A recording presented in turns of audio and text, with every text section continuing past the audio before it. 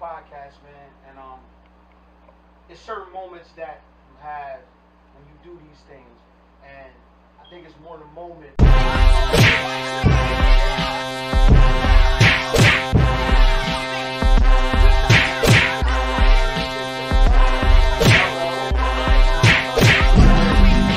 These guys came from Woodland, Delaware.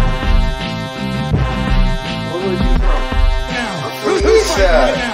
Who's fighting right now? Who's fighting right now? Who's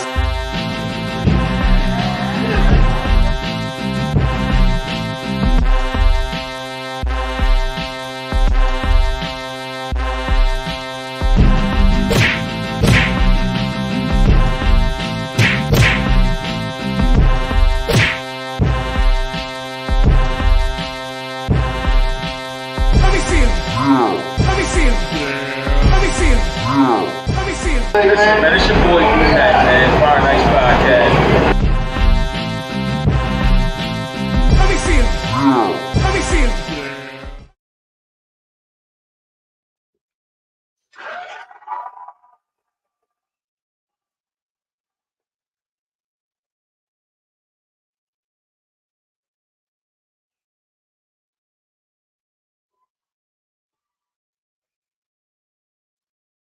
Welcome. It's Tuesday night. You're now rocking with the best, man. The boys are back.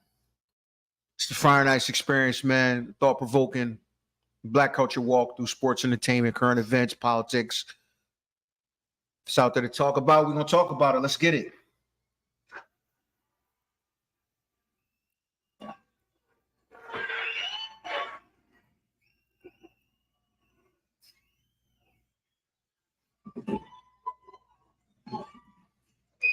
It's another Tuesday night, man. Y'all rocking with us. Y'all could be anywhere in the world, man, but y'all choose to be rocking here with us. So appreciate y'all. It's your boy, Coach. To my left and my right, the world-renowned, esteemed, Fire Nice.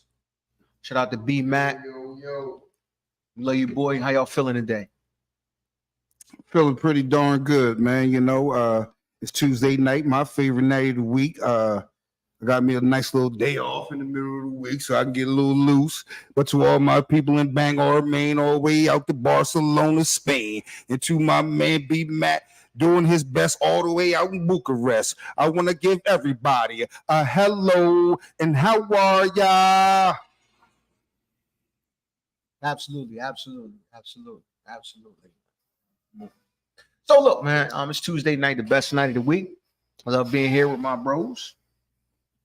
Let's get into some things. First, what's got you on fire, bro? What's got you on fire? Oh, man. The good brother, man. You let him know what? Oh, he said he's happy? Yeah. Oh, okay. I'm my bad. It's Tuesday night, man. I'm a little fired up. You on a defensive already? I'm sorry, I'm a little fired up. I see. I can imagine what's got you on fire. Well, you know, it was a couple things this week. You know, it was a couple things this week. You on fire? No, brother. You had me chilled. Nah, you had me chilled, man. But it was a couple things that had your boy fresh on fire, man. You know, I guess it was a week, man. I premised this when I guess three's a crowd, man. You know what I'm saying? And the thing is about this, man, it wasn't just one thing. It wasn't just two things. It was three things that really kind of set me off, man. You know, really kind of set me off, man. I mean, one of the things was the hoax out in Alabama. You know, some things went on and it looked real funny from the beginning. And I ain't gonna say the young lady's name, but there may even be some charges brought up because we're gonna speak on that a little later. Yeah, we're gonna speak on that a little bit more in depth. But absolutely, we're gonna talk. But the second thing that got me on fire. Did y'all know your boy Ye back? Did you know he's back on his dumb stuff? What dumb stuff is that? Man, picture this here, man. Now the good Ye has now come back with a little bit of clothing. And now I want to say his oldest daughter is his one of his models. This here Ku Klux Klan inspired hoodie is what he felt he need to come on out with. Yeah, this is what I'm coming back with. You know what, Kanye? I'm tired of your shit, man. I mean, you was already kicked off my motherfucking plantation, man. I'm tired of your motherfucking shit, man. I am, man. This is some dumbass shit. You already a Hitler sympathizer. You already said you're a goddamn Nazi. I don't even know why they give you any motherfucking play, but it happened to run across me somewhere where I thought black shit be going on, and it happened to run across this nonsense. Yeah, he's got a Ku Klux Klan inspired hoodie, and his oldest daughter is modeling it. But the third thing that had me hot, and they really kind of buddies, is this motherfucker Ron DeSantis. Hey, yo, get this. For one, I'm going to tell people out there, please do not go to Florida if you're African American. It is not safe. This motherfucker has it out for you. Well, we did a couple weeks back indicate the NAACP's flight warning to Florida. But go ahead, I digress. That was something that we highlighted a while ago. But the thing that really it made me dig just a little bit deeper into this motherfucker, and I was like, do you know he's changed at least 7 significant policies in Florida? Let me run a couple of them off to you. He signed into the controversial abortion bill. He's also, you don't like abortion? I'll give you no I up. You better not say gay in my schools. Yeah, this motherfucker made a law of this. He also said, damn your pronouns. I don't care if you Caitlyn or not. I'm calling you Bruce. And that goes with a he. Yeah, this motherfucker made this a law. He also made the land a whole lot more ripe for shootings when he brought into a law. You don't need no permit. You don't need no license. You don't need no training. You don't need no government shit. And last but not least, I'll slide in. He fucked over Disney as well, and they taking their stuff up out of there. But the last one, it really fucks with me. It really fucks with me, man. And to me, this goes for a lot of people across the nation. This man actually signed into legislation, a bill to where women can't get an abortion until, he made the limit so early that you cannot get an abortion. The only time you would even be legally allowed to have an abortion, you wouldn't even know you was pregnant. Weeks. That's like a couple weeks in.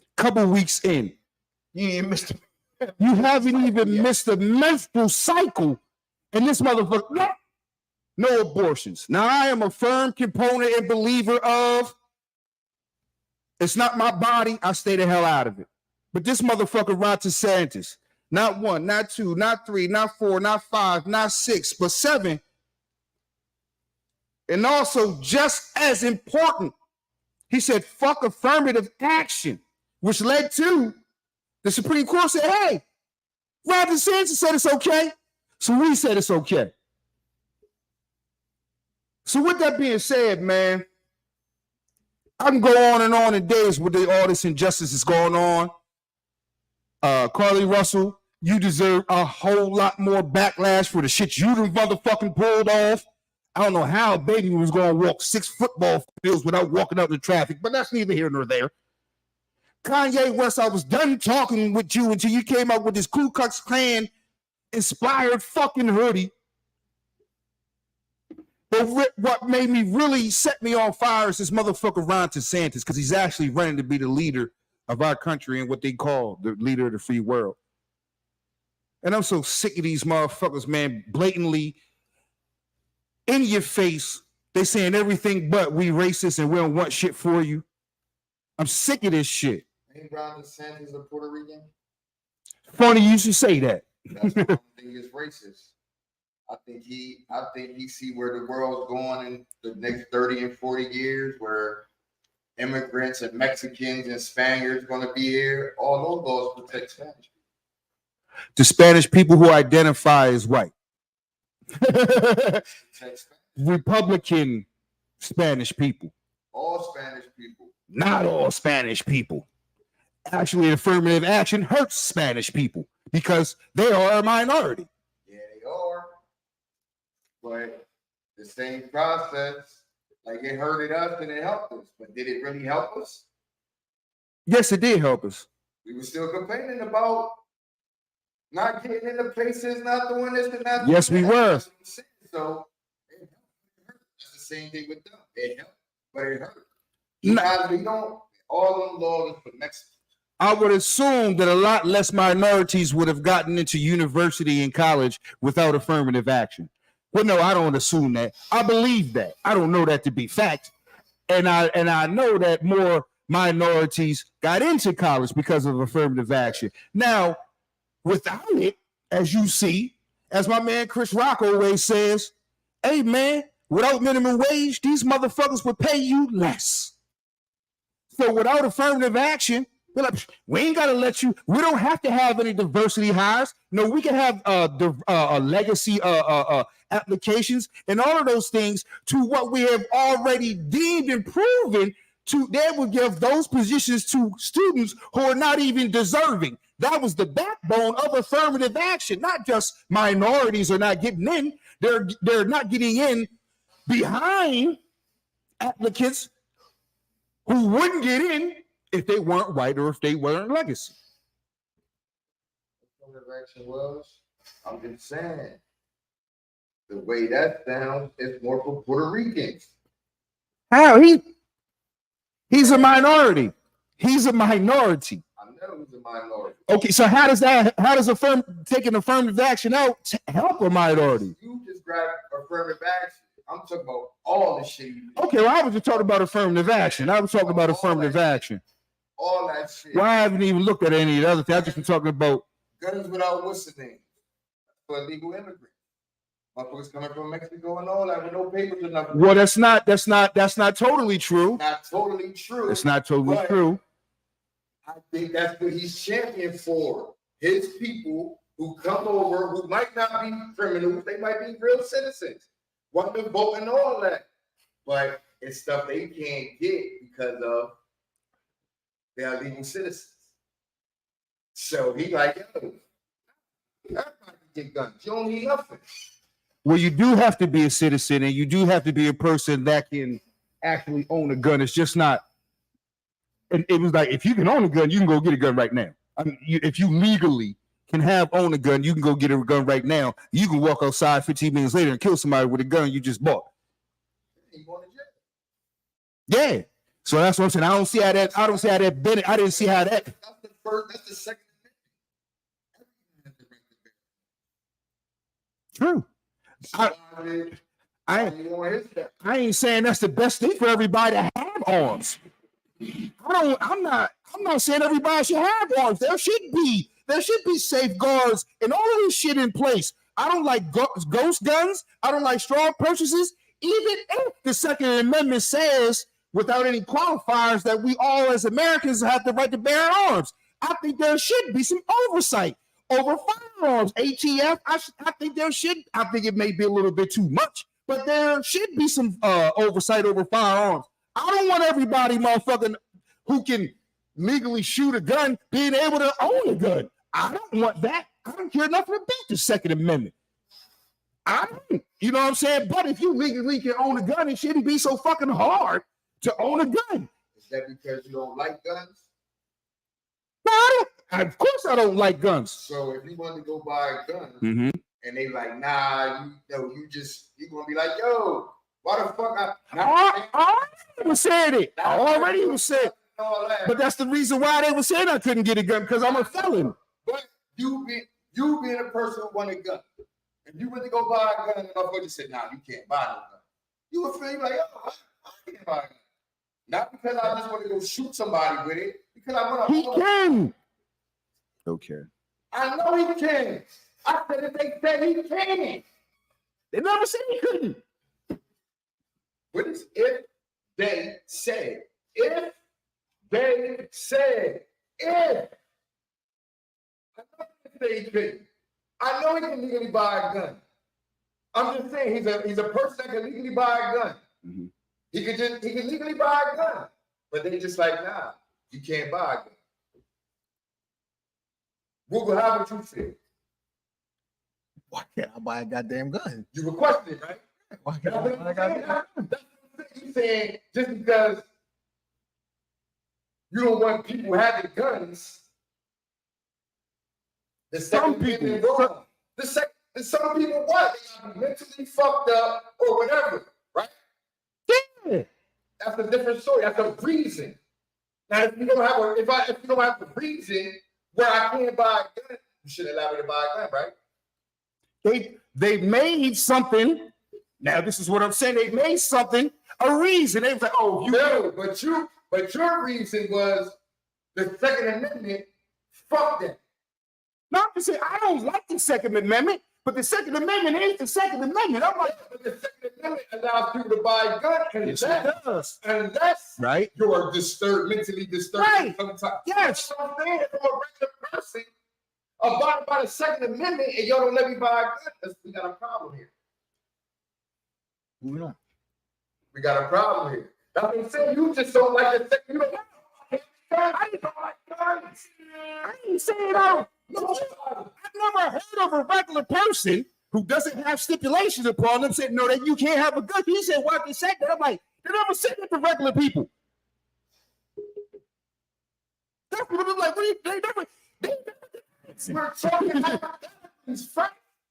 Just like you said, this man said, everybody in Florida can have a gun no matter what.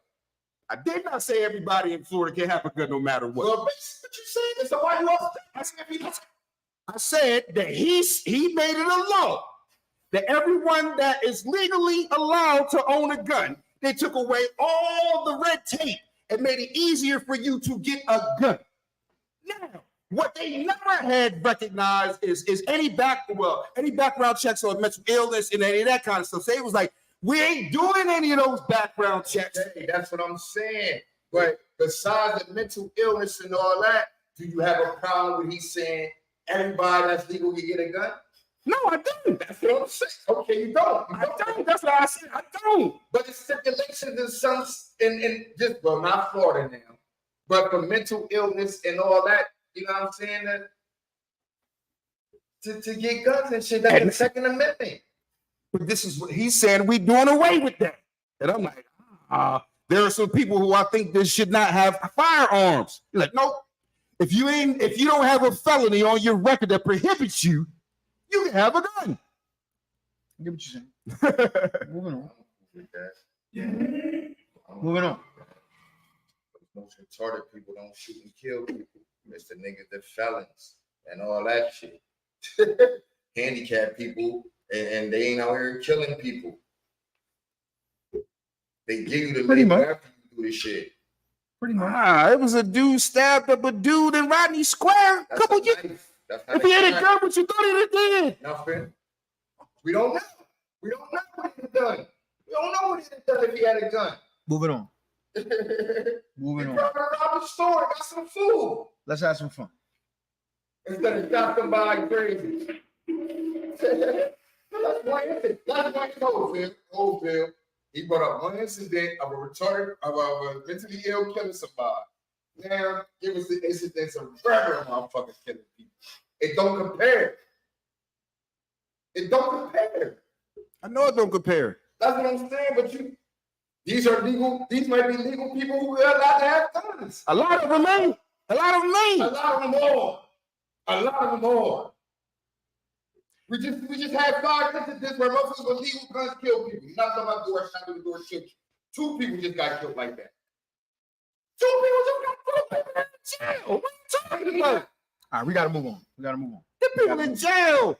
That old ass man is in jail for shooting them kids in his driveway. That man out in Kansas City is in jail for shooting that black little boy through the doorway. He's in jail. What are you talking about? Gotta move on. Gotta move on. And what I'm saying is, they weren't prohibited from getting a gun because, like, that's what I'm saying. Anybody can shoot a motherfucker. He wasn't retarded.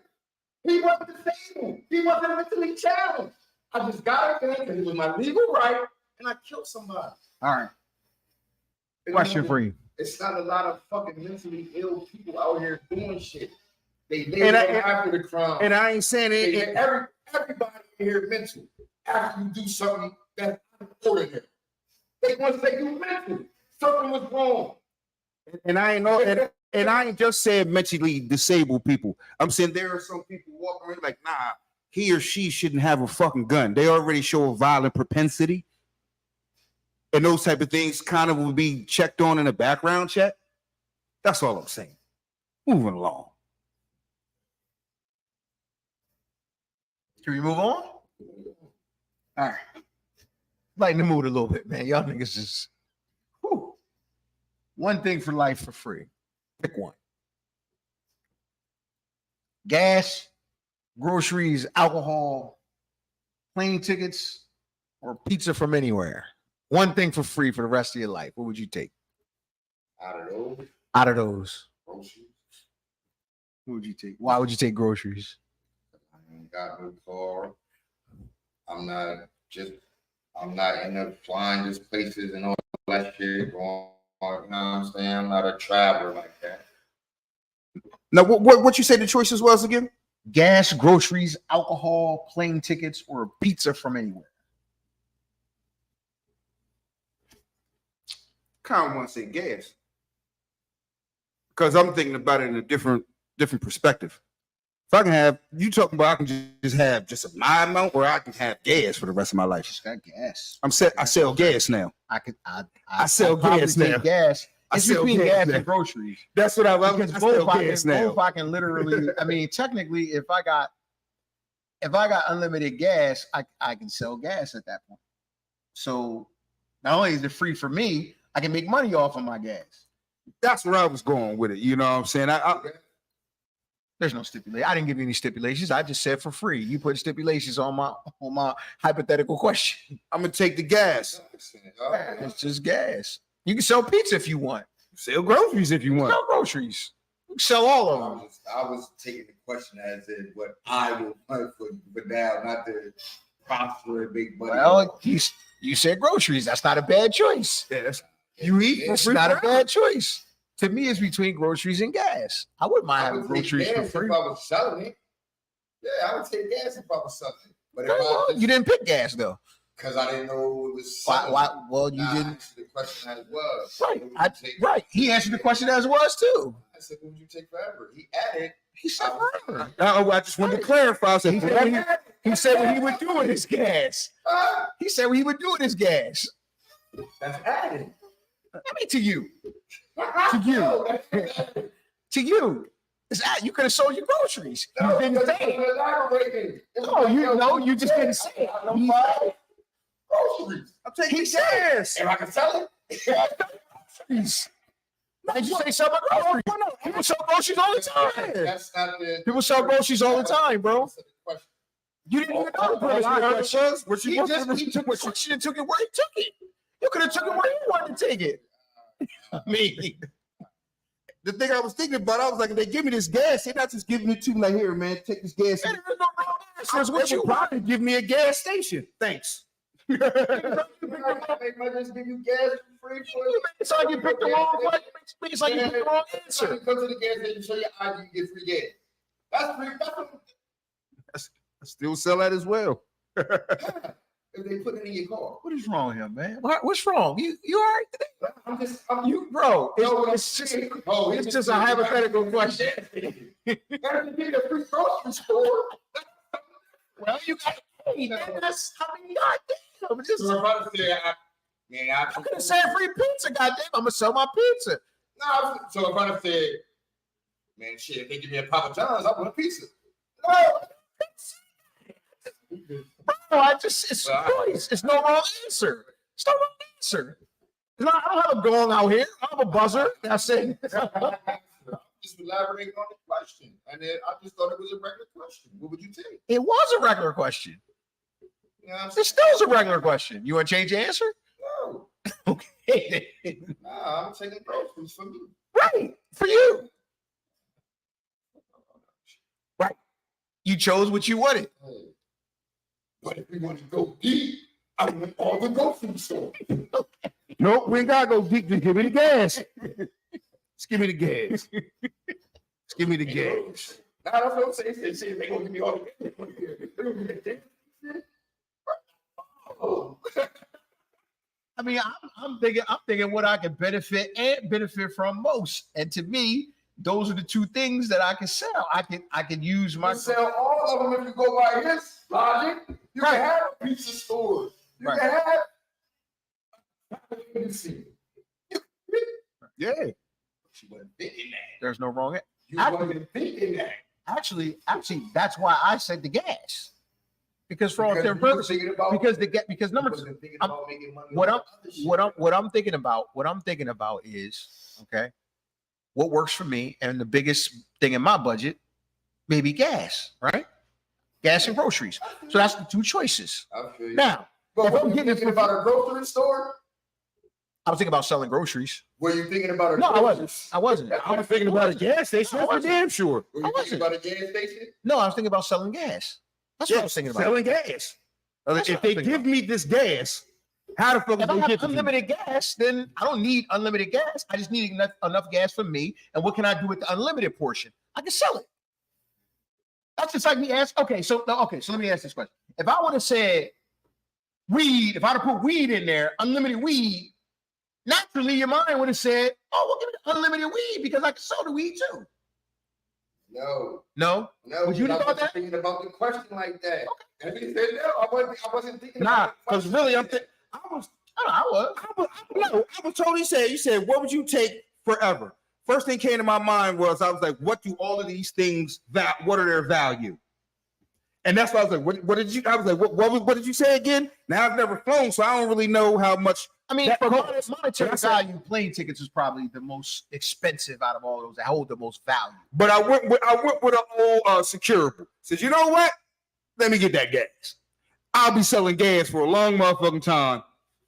And cool. But what I do know with the plane tickets is that plane tickets, there are other factors involved with the plane tickets, such as the ability to have those particular days off and be able to go on vacation. So the plane ticket itself, that's great, but you still have to have the availability of days to be able to take advantage of that.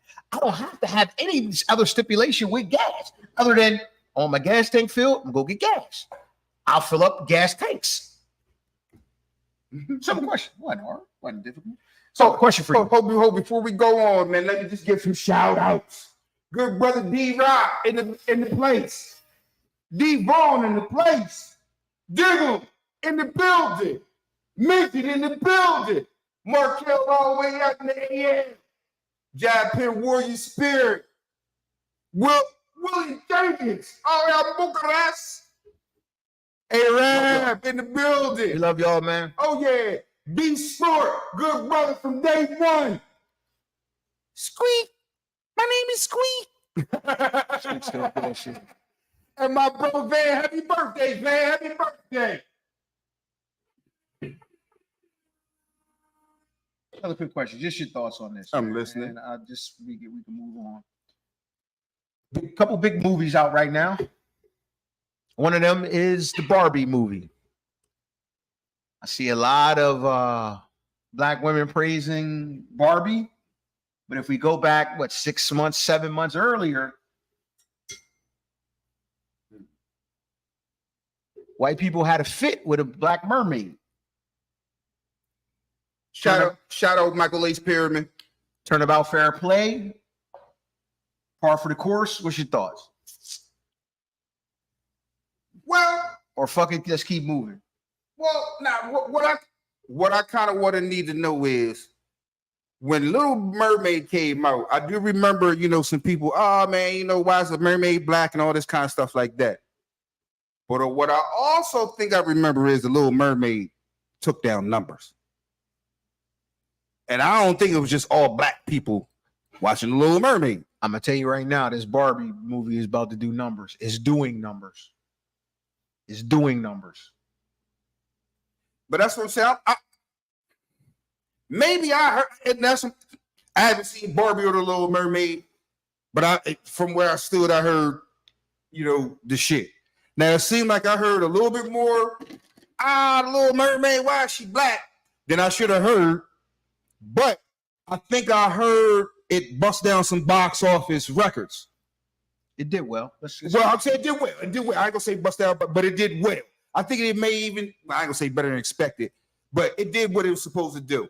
Now with Barbie, I'm like, well, I hear a lot. I ain't gonna say a lot. I hear a significant amount of people saying, I ain't gonna go see that Barbie nonsense. And that's what it kind of come from Irish people. And I'm like, well, I never was a Barbie fan. It wasn't, it wouldn't do much for me. But I thought Barbie was universal. I didn't think, okay, well, since you ain't go see Little Mermaid, I ain't gonna go see Barbie. I didn't think that's what it was. But it seems like, to me, I just hear more of the people, or closer to more of the people that were screaming the Little Mermaid. Because I don't hear nobody screaming anything about Barbie except, they scream that about Little Mermaid. I'm like, all right, are you going to go see it or not? Because it's taking off. They thought it ain't no. My thing is, they not the same to me. They're not the same to me. And that's true. Because from the gang of time,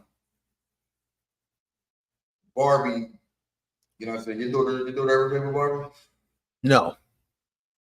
And that's not a personal choice. She just was never a rock with Barbies. No.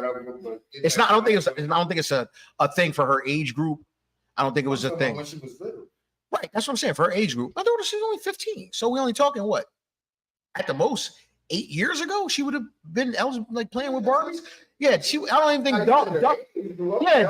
I don't think Barbie is I don't really think Barbie is a thing for like this particular. Yes, it is. Okay, is it? Okay. That's what I'm ready to tell you. I haven't even seen a Barbie. The Little Mermaid wasn't for kids this time. They don't know about the Little Mermaid. Let me counter that with saying this. Let me counter that. It's not necessarily saying you're wrong. Shout out to my brother Let's take this into consideration. One is a generational actual action figure toy, and another is a carryover movie. Yes.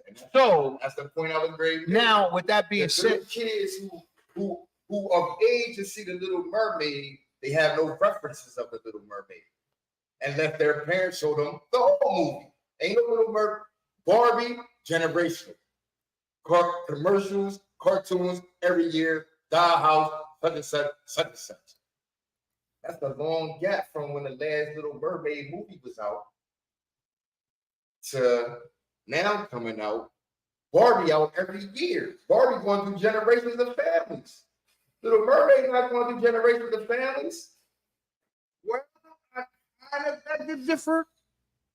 Now, like so you said, the original was 1989. Yeah, none of the princesses in the Disney, Pocahontas, Cinderella, Sleeping Beauty. Ariel is grouped in with the now that's Ariel is a Disney princess. She's grouped in with the rest of the Disney princesses.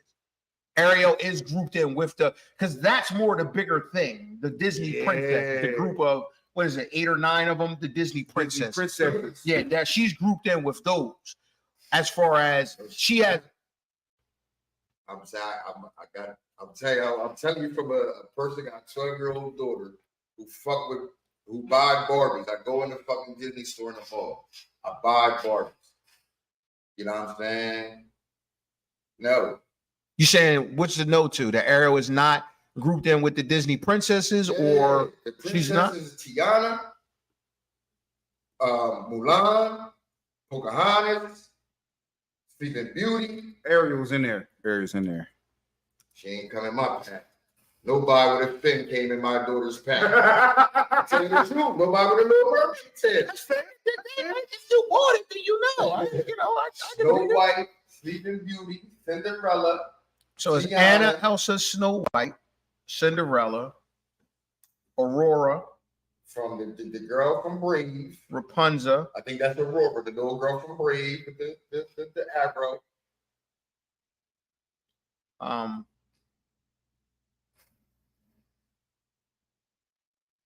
Those are the main ones, but they have Moana, Mulan, Ariel, Aurora, Jasmine, Moana, Mulan, Pocahontas, Rapunzel. I see what you're saying. They got a main group, and then they have the entire group, which is more of them, and that includes like Moana, Rapunzel. Cartoon, they're like the cartoon people, the princesses. So Belle. it's the Avengers, and then you got all of the Marvel. So, but as far as the princesses, she is included. She's not one of the more famous princesses, but she's in that group.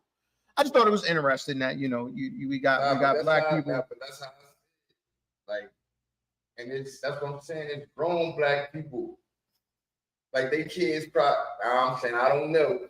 But I just don't. I think that it's a disconnect there from kids and the Little Mermaid. It's going to be hard to tell your kid we're not going to see that fucking Barbie movie because they didn't go see the Ariel movie. You know what I'm saying? Because Barbie. Well, my daughter didn't see either one of them. She didn't see either one of them, and she hasn't expressed an interest to go see either one of them. Get older. She's in high school. She's getting older. Like all that shit is beneath her now. It's like beneath her. But we can't say that because in the same token, we're saying older women, white, black, all races going to go see it. What I'm saying is, like Barbie. Barbie is just motherfuckers don't see the Little Mermaid every year. The Little Mermaid is not thrown in your face every year, every day. Barbie is thrown in your face, so little girls gravitate to that. They're not gravitating to the Little Mermaid. They're gravitating to Barbie Corvettes, Barbie houses, beach houses. Anybody buying their daughters Barbies, man, chime in. I'm just curious as to who's buying their daughters Barbie. And I'm not saying it's not people. I just want to know. People. I'm not saying it's not. I just want to know who. Yo, it's a lot of people. Yeah, I just want to know who. Some years. You can be going on. That don't mean you popping. Niggas stopped buying Transformers and they faded away until the movie started coming out. Well, the movie's been out. The movie's been coming out consistently for years. But the Transformers was out. G.I. Joe and Transformers and G.I. Joe was out in the 80s and 90s. Niggas ain't playing. Little kids don't play with G.I. Joes and Transformers because it's not around anymore. It's not thrown in their face. Little girls are still. There's blockbuster movies though. That's not correct because there's blockbuster movies, so that is thrown in your face. There's a Transformers movie every what? What movie? Transformers and fucking Ghostbusters. They didn't come out in the 90s. They didn't come out in the 90s. You had the Transformer cartoon that came out in the 90s, and that's been a consistent. When Transformers was popping. Don't know kids play with Transformers.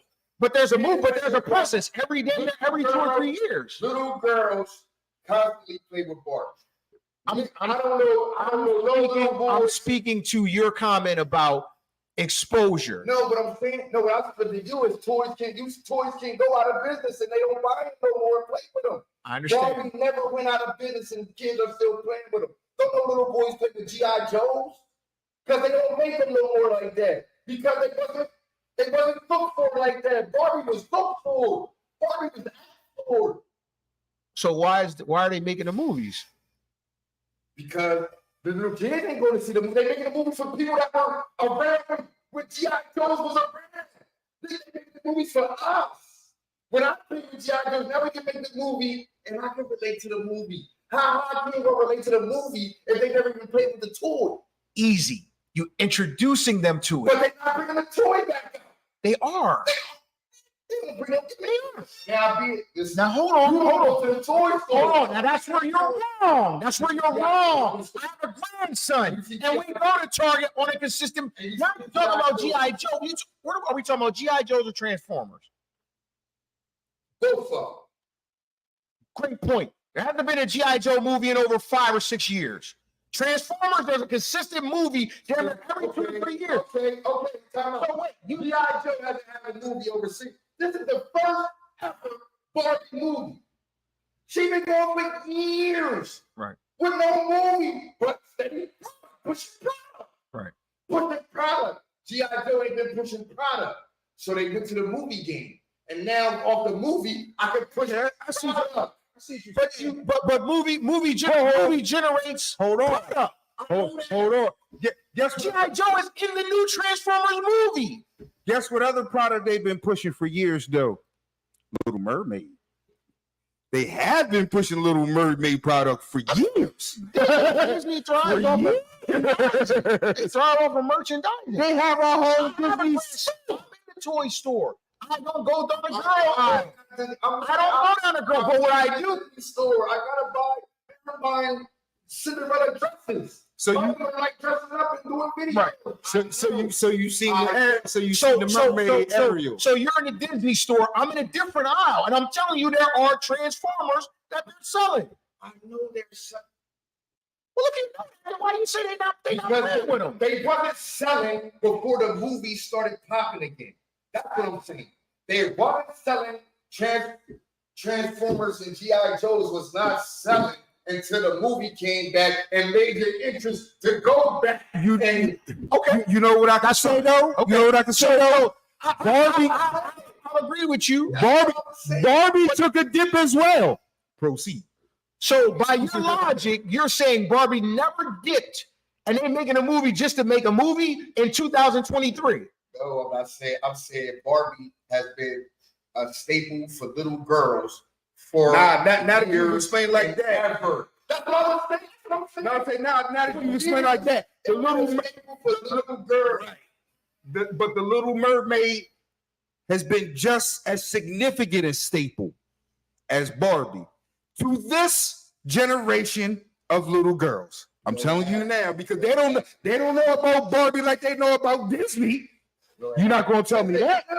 No. Barbie, come on, Disney. Barbie, come on. Right. Barbie comes on Disney. Because this is, come on. No. We're not going to go into because this is on. We know what Disney is. Do you know the significance? Ariel, the Little Mermaid, have them next stores. They don't have Barbie stores. They got Disney stores. Oh, 211 million. So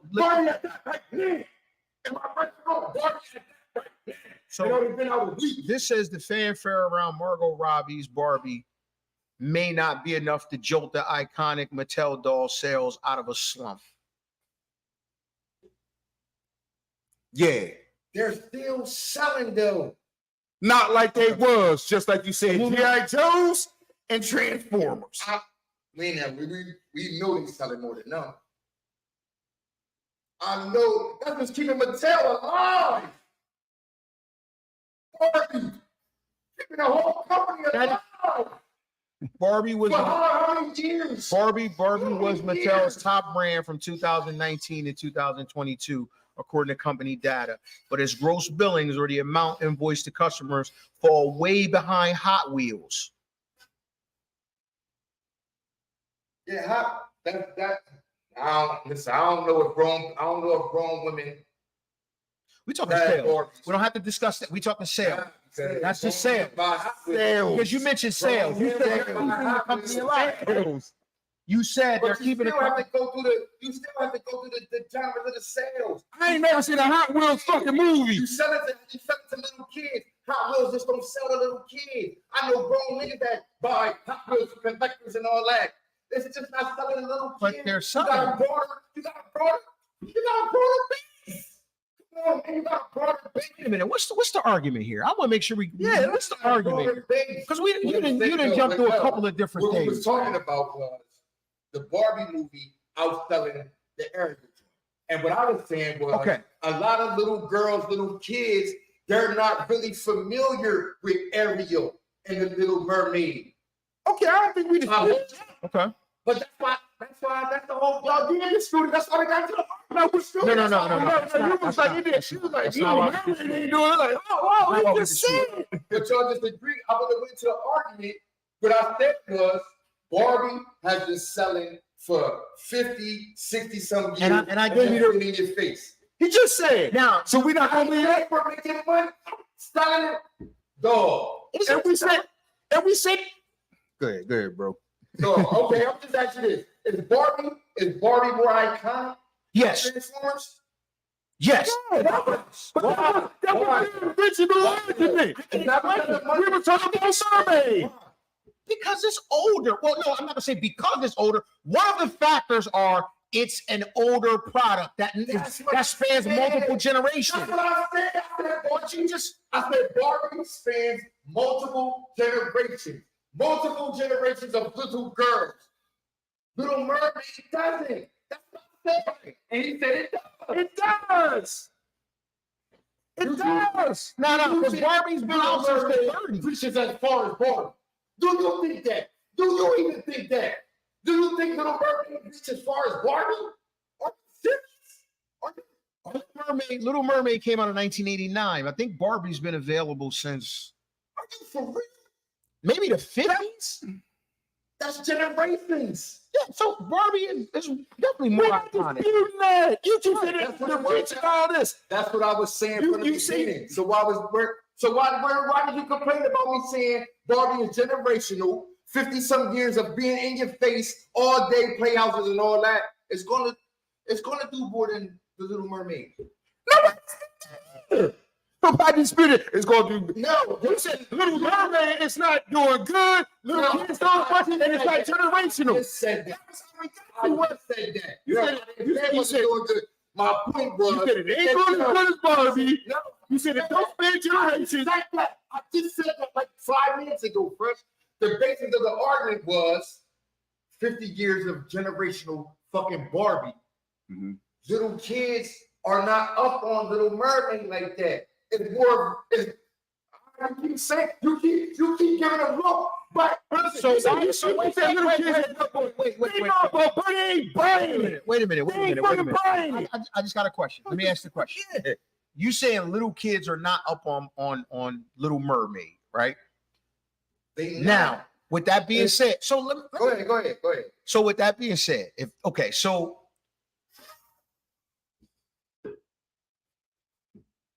I can see if you said older women or grandmothers, grandmoms may not be because it's a fairly They new. are because they was younger in '89 when it came out, so they know about the Little Mermaid. If that's what I'm saying, it's more likely it's 50. Wait, I'm not saying more. It's a chance that most of the little kids today are introduced by stuff that happened years ago from their parents.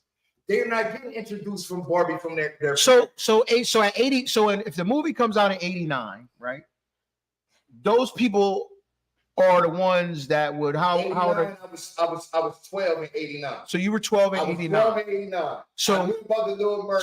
So girls that let's say girls that were 12 and 89, They they're can tell having their kids. about just Little like the grandmothers were taught about Barbie from their mothers. They pass it down to their kids, and then they You're pass not it down to really their talking kids. about Barbie because it's in your face all the time. You're not really taught about Barbie. Is it in your face? No, and that's what I'm It's saying. in your face. I watch TV. I watch Right. TV. So we talking. It's in my face. I watch TV. Right. So just like Barbie is in your face. The Little Mermaid. Disney and the Little Mermaid is in my face more than Barbie. Time out. Before the Little Mermaid movie, what was they doing with the Little Mermaid? That was in your face all the time. Bruh. Bro, nothing. What were they doing with the Little Mermaid that had it in your face all the time? When I see Disney, I know. when I see Listen, you see Disney what? when I see It's Disney, consistently on Disney. when I see Disney, the name. Disney. You have to have Disney. I don't That's a huge channel. Disney Plus. What do you have after seeing Barbie? So okay, but and they showing all the commercials for purchase. You know what's- How do we spend that commercial? Wait a minute. You keep talking about Wait a minute. Mermaid ain't fucking Disney, nigga. It's part of Disney. I know you keep saying Where is Barbie showing up at? Town store. Where's Barbie showing up at? You know where she's showing up? Oh, at? yeah. I need you to tell me where. What you mean? Like what? I'm just asking the question, where? She has fuck. Because if it's not, where are you seeing it? That's all. I'm seeing Barbie commercials every day. She play out commercials, but even before the movie, Barbie was selling shit On what channel? Nickelodeon, Disney, Cartoon Network. All they show is fucking toy commercials, and that's what I'm doing all day. Cartoon Network, Nickelodeon, Disney, and I fucking see Barbie all fucking. So while she's watching The Little Mermaid, and The Little Mermaid goes on, and the commercial comes on, that's a Barbie commercial. A Barbie commercial plays during the intermissions of The Little Mermaid. Okay, Little Mermaid come on for 2 hours, 22 hours left in the day. I'm not saying nothing about The Little Mermaid. That's 22 hours. I can see 10 Barbie commercials, 10 fucking. That's what I'm saying. It's not throwing in your face like Barbie is. It's going to be hard to tell little girls that we're not going to see the Barbie movie because they didn't go see the Mermaid. Because white people didn't go to see the Little Mermaid movie. That's going to be hard to tell little girls. It's going to be hard. It's hard to tell your little girl that. No, it's going to be hard to tell. Listen, I be in the hood around little kids. But last week, they go see the Barbie movie. 5, 6 little black kids. I'm in the hood. Did those same 5 little girls say they was gonna go see the Little Mermaid? No. Well, your argument is one. There you go. They ain't going to go see it. Because So I'm just saying, I think like stuff like that. Like if you ain't, that's what I'm saying. If you're not in the Disney, you wouldn't know about Little Mermaid. Little girls are not. It's a lot, but you would know about Barbie. we're not. I think we can all agree Barbie's more popular than The Little Mermaid. To him, it's not. Because the Little Mermaid is on Disney, and Disney is the most popular shit. Do you think The Little Mermaid? I didn't think the Do you Little think Mermaid. Mermaid is more popular? Do you think No. Barbie's more popular than The Little Mermaid? Yeah, but he was like, But what? Tell "Can I get it out? Can I get it out? Can I get it out?" Don't reference me. What's your butt? What's your butt? I'm great. Say what you said. I'm great. Never mind, because I'm No, he asked you a question. Don't reference what I said. Do you think Barbie is more popular than? I said Barbie's more popular. Don't say Barbie. Ain't no right. She is just popular. You named a whole bunch of reasons why she's more popular. That wasn't an argument. The argument was So okay. So just to give some history on The Little Mermaid, there's been multiple Little Mermaid films, an animated series, multiple TV specials, multiple directed videos, multiple musicals, multiple video games. There's been soundtracks. There's a theme park attraction. There's a lot of shit going on with Little Mermaid. It's not just the movie. There's a lot of shit going on with Little Mermaid. So it's not just a little rinky-dink, little thing that's going on. Little Mermaid it's got a lot of shit going on, bro. Like I said, multiple films. There's an animated series that ran from 92 all the way through 94, a television special in 2019, multiple direct-to-video movies with sequels and spin-offs. There's a musical, the video games. There's how many? 1, 2, 3, 4, 5, 6, 7, 8, 9, 10, 11, 12 video games spanning from 91 to 2005. There's a soundtrack to the movie from 89. There is a Splash Hits 93, and there is another soundtrack in 2000. There is a theme park attraction from 92 to right now. There's a King Triton. Well, these are all Little Mermaid associated attractions at theme parks. And they all listen. There are 1, 2, 3, 4 that are present right now, running in theme parks right now. The nuance that bro introduced into the argument. I didn't say Barbie wasn't more popular than Little Mermaid. I said, talking about Barbie. I said, but when he said, "Oh, they bring a little, they selling stuff," I said, "Well, hold on now. You talking about now and the stuff that's going on now? I ain't, I know she ain't as popular, but you can't tell me that she ain't here now." You said they're going to gravitate to Barbie more. I was like, you said she's been around for so long that little girls, they throw stuff at them and I'm like, bro, I get that point. But they did the same thing with Barbie as the same thing they did with who you introduced it, G.I. Joe and Transformers. That's it. When they ain't got none of the shit he just named. When he introduced, I'm like, oh, bro, got none of the shit you got. Barbie is doing, like you stated, the same thing that G.I. Joe and Transformers are doing, which the Little Mermaid doesn't have to do these days. Little Mermaid is more popular than Barbie. Whether you see Barbie all day long, it ain't fucking Little Mermaid. Now, Barbie may go back to the 30s, 40s, 50s, whatever. Like you said, oh, all these little girls, yeah, she's more popular, period, because there's more people that know of Barbie. But she's more popular with people who are younger, period.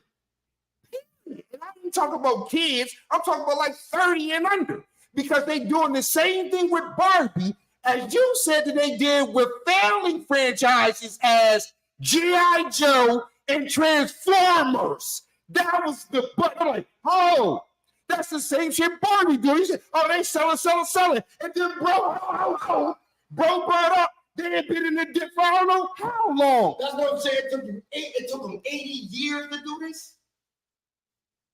80 years to do what? To fall off to where they got to do with what you fucking fell off. 80 years? But I'm glad you admit they fell off.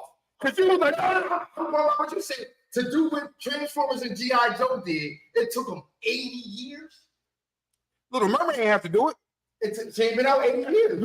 She ain't been out 80 years. Now, what we were talking about, but Barbie's movies is doing, but Barbie movie is doing better than the Little Mermaid movie. This is where the whole crux of it all started. Like, all right, cool. Are these the reasons? That wasn't the crux of the argument. That's what I'm saying. That's where it all started from. Talking about people taking their kids to be black people taking their kids to go see the Barbie. Moving on. What was we talking about? What was the initial question?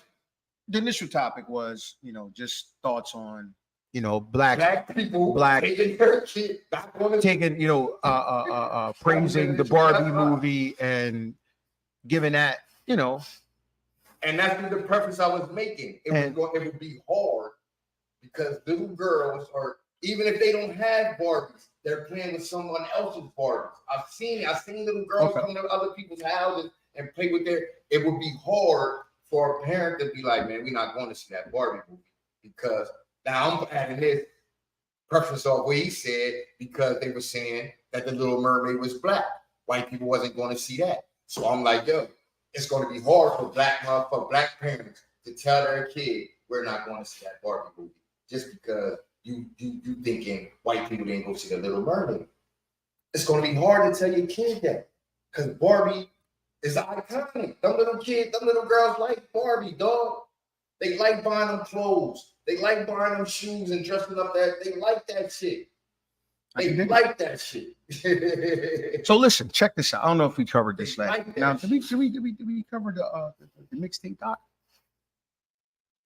Nah. Listen, I think this is insane. Paramount has a documentary coming out titled "The Mixtape." I think that's big. Me personally, I think it's big. I think it's huge for the culture. I think That's it's damn huge. sure. I think it's huge. What does the mixtape mean for you, bro? What does the mixtape mean for you? For me, all right. What does the mixtape mean for you, bro?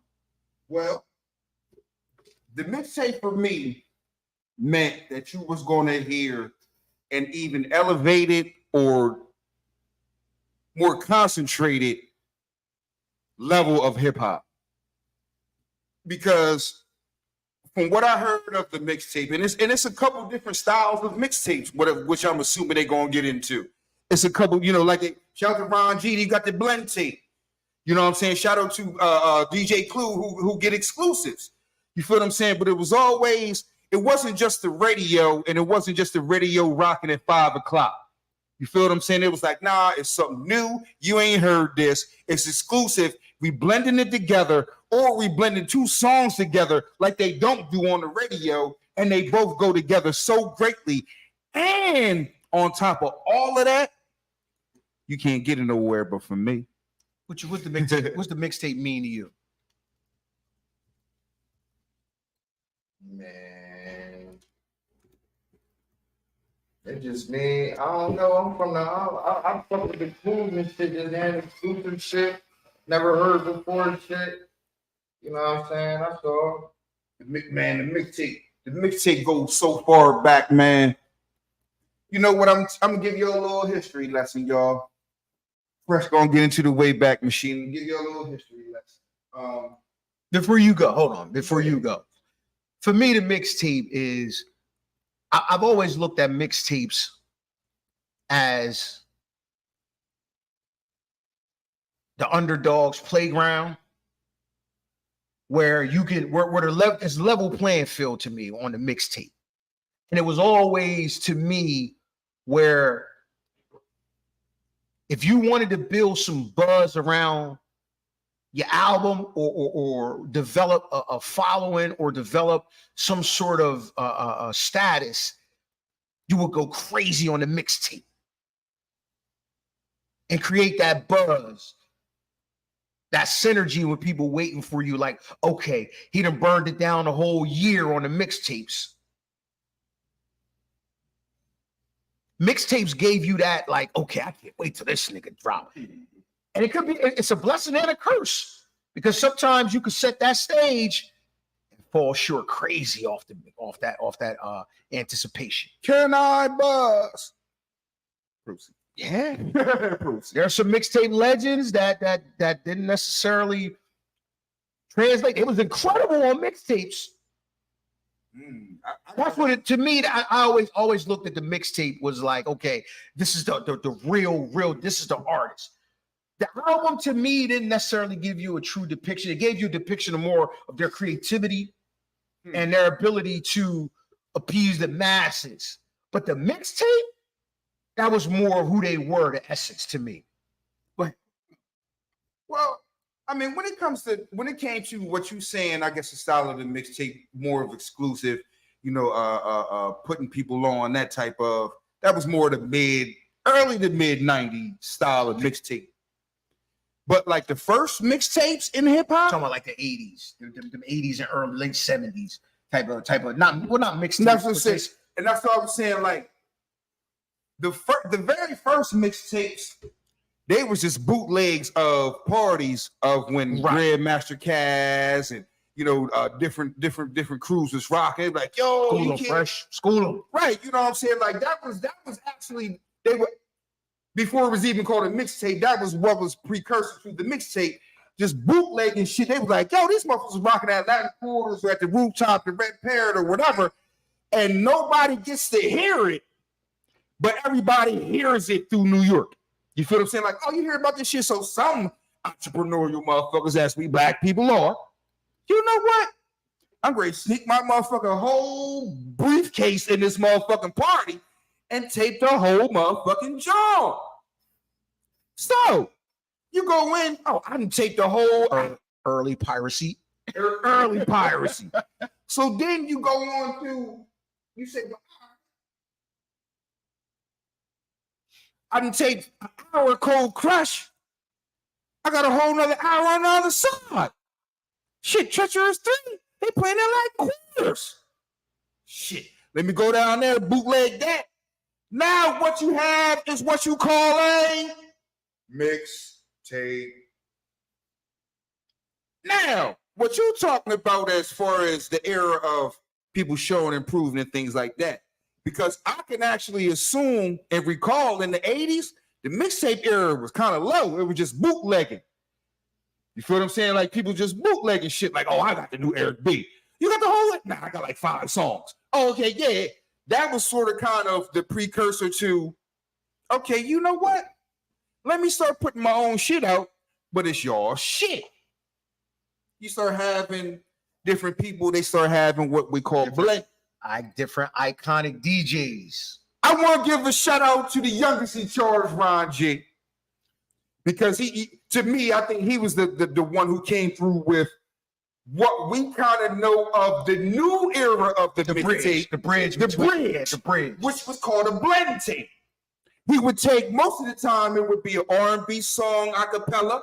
I can think of one, Steffi Mills off the top of my head, something in the way you make me feel. And then he'll put, and cut that up. He'll put Group Home underneath it. Living Proof. Yeah, spice that up. Ooh, that was crazy. And then her singing something in, yeah. Right. Now that's to me, and I'm glad you brought that up. That's crazy because I totally forgot all about that particular era because that's actually the flyest era because that's almost like original music. Like it was like just mashups. Yeah, it was mashups. That shit was crazy. If you think about it, that was your precursor to like hip hop soul, to R&B singers, singing over rap beats. They was like, oh, you out there with your thoughts, man. Type in your did thoughts. You hear this shit? Did you hear this shit that this dude Ron G did with the Isley Brothers and Primo? So you got a young Puff Daddy sitting home like, wait a minute, rappers over R&B beats. What the fuck? I can make some pay. Wait a minute. Okay, so listen. Let me change directions here. What's your favorite mixtape that you can remember? What's your favorite mixtape? Blend tape, mixtape. What's your favorite mixtape? Whatever you want to call it. From the non-album genre, that street tape, DVD, CD. What's your favorite one? No, give me a top 5. Give me a top 5 because I don't want to relegate it to one. Give me your top 5. Give me your top 5, or ones that stick out to you, ones that you hold near and dear. You think about that too while you're going. I'm saying because my thing is different. Like my foot called the shit some people call mixtapes. I don't call mixtapes. Okay, talk about it, then. Speak on it. Speak on it. Like when you do a whole fucking album, just you with a DJ, that's not a mixtape to me.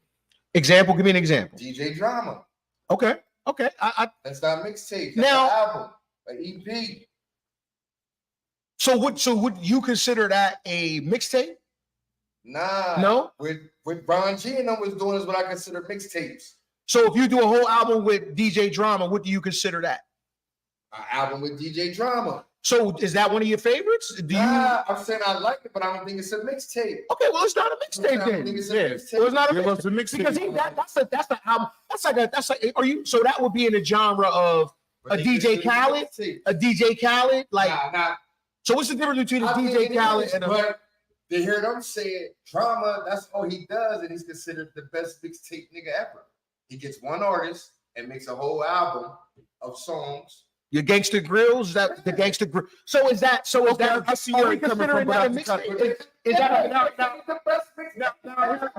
Now here is what is considered mixtape has expanded over the years. Okay. The mixtape under the umbrella of mixtape is independently released, not through a company, just with a DJ. That's considered a mixtape. Yeah, because for me, I consider it a mixtape. Yeah, it is, but I'm not. I understand what you said. Because my dinosaur, be like, but then this sounds like an album with you and the dude. And my dinosaur thinking, I'm not thinking an album with. I'm thinking, okay, I gotta go to the corner to get that, or I gotta digitally download that. You ask a question. Why wouldn't DJ Khaled album be a mixtape? I don't know. Let me think. Why wouldn't you classify it as a You know mixtape? what? They really are. It's mixtape style. Because of what he said. Because it's not independent. It's definitely mixtape not- style. It's It's a definitely. fucking mixtape. But Man, he told with Clue and them did for years. and you know what? And even Clue did it because And I was gonna say, Clue started off regular mixtapes, and then they say, the professional 2, the professional was three. the first album. Was it? Was the first one? It was a mixtape released As an album. commercially through Commercially distributed. Right now, it's mixtape format, but I still consider it a mixtape. But Is it a like mixtape to you? he said, if that's Like the professional. it Is it a can't be a mixtape or mixtape. DJ Drama? Now, like he said, It was a mixtape because I got it from the streets. I didn't go by the professional scene. now the professional that was commercially that Well, was, we that was a can record. we can get anything from the streets, but because we gotta like because Four, five, six. it kind of fits in that box, but it just has a But more it was a commercial like you said. distribution. Just like he said, it was the maturation of the mixtape. Because you get like what Ron G and them was doing, like you said, R&B over the rap, you know what I mean? Somebody be probably singing over the rap. I got another R&B, one. I got- R&B singing over the rap. That's what I consider a mixtape. Right. Now, as I got older and motherfuckers was doing a joint, I'm like, it's compilations. Now, with his explanation, I never even thought about it like that. Let me throw something before you go. Let me throw something at you. Let me throw something. You said compilation. Mm-hmm. So let's throw something else out there since okay. Quincy Jones album. Gotcha. It's a mixtape. It's a compilation. Is that a mixtape? I told you to pin in something there a little bit earlier, right? Mixtapes were founded initially on piracy. The mixtape was just they were bootleg, and then when Ron G came about, he was mixing R&B with rap. Record executives said, "Oh, we're losing fucking money because you're mixing our record with this record over here, and you're sampling and they're selling it in the street." But because they couldn't sell it commercially because you actually bootleg the shit. You got a lot of red tape to go through. Right. When it comes to, like he's saying, a DJ Khaled and a whatchamacallit, like I said, the piracy of it is kind of the granddaddy of mixtapes. If you release your mixtape commercially, it is no longer a mixtape. Now it may be mixtape format. But why? But Why is it not a released mixtape? Commercially. Now, So if I'm in the hood, now it's a hold on. So if I'm in the keyword. hood, so if I'm in the hood and I'm making grandmom's good ass apple pie, right? Mm-hmm. Because I start to sell it in Walmart, ain't it still the same pie? No. You're missing the point. You can't sell grandma's pies in Walmart. Why not? Because it's pirated. You've pirated. It's the same pie, same ingredients. Exactly. If you take it in Walmart, like, this tastes like Pilot Bill pies. Take it out. So it's not a mixtape; it's an album at that point. Once it's commercially distributed across the world, it's an album. Mind you, this is where another evolution jumps at. They didn't have either little to no pirated music on commercially released mixtapes. So does the licensing clearances and all of that exclude it from being a mixtape now at that point? Because the mix is the mixtape just the aura of the pirated music. Before you go, like you said, Ron G was blending shit. You can't take you could probably take a hip hop beat, but you can't take Queen's vocals and put it over so the only way you can sell it, the only way you can sell a mixtape is not through a store, because a store can't sell pirated shit. I don't know. Wait, Let me finish. where Let me you're finish. wrong. Let me finish. Let me finish. Nah, let's address Let me that. finish. No, because I don't want to get too far away from that. Have you bought a mixtape This is at a record store before? That's a mixtape.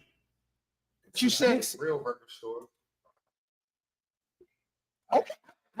You bought, but you bought. You made. Sam goodies or Okay. no, because it's pirated. Discount. It's pirated. They ain't. Okay. I just want to listen. I Because just it's don't. pirated music.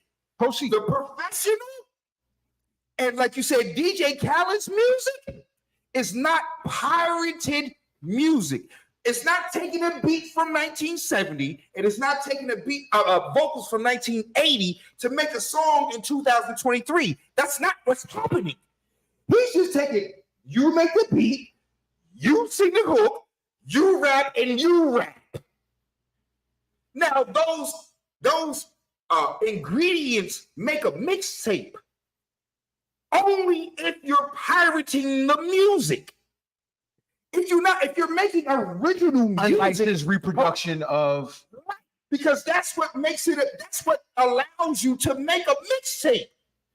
Yeah, I know it's pirated. I can't let it out in the real record store, but I get to blend shit that motherfuckers who sell at real record stores can't get.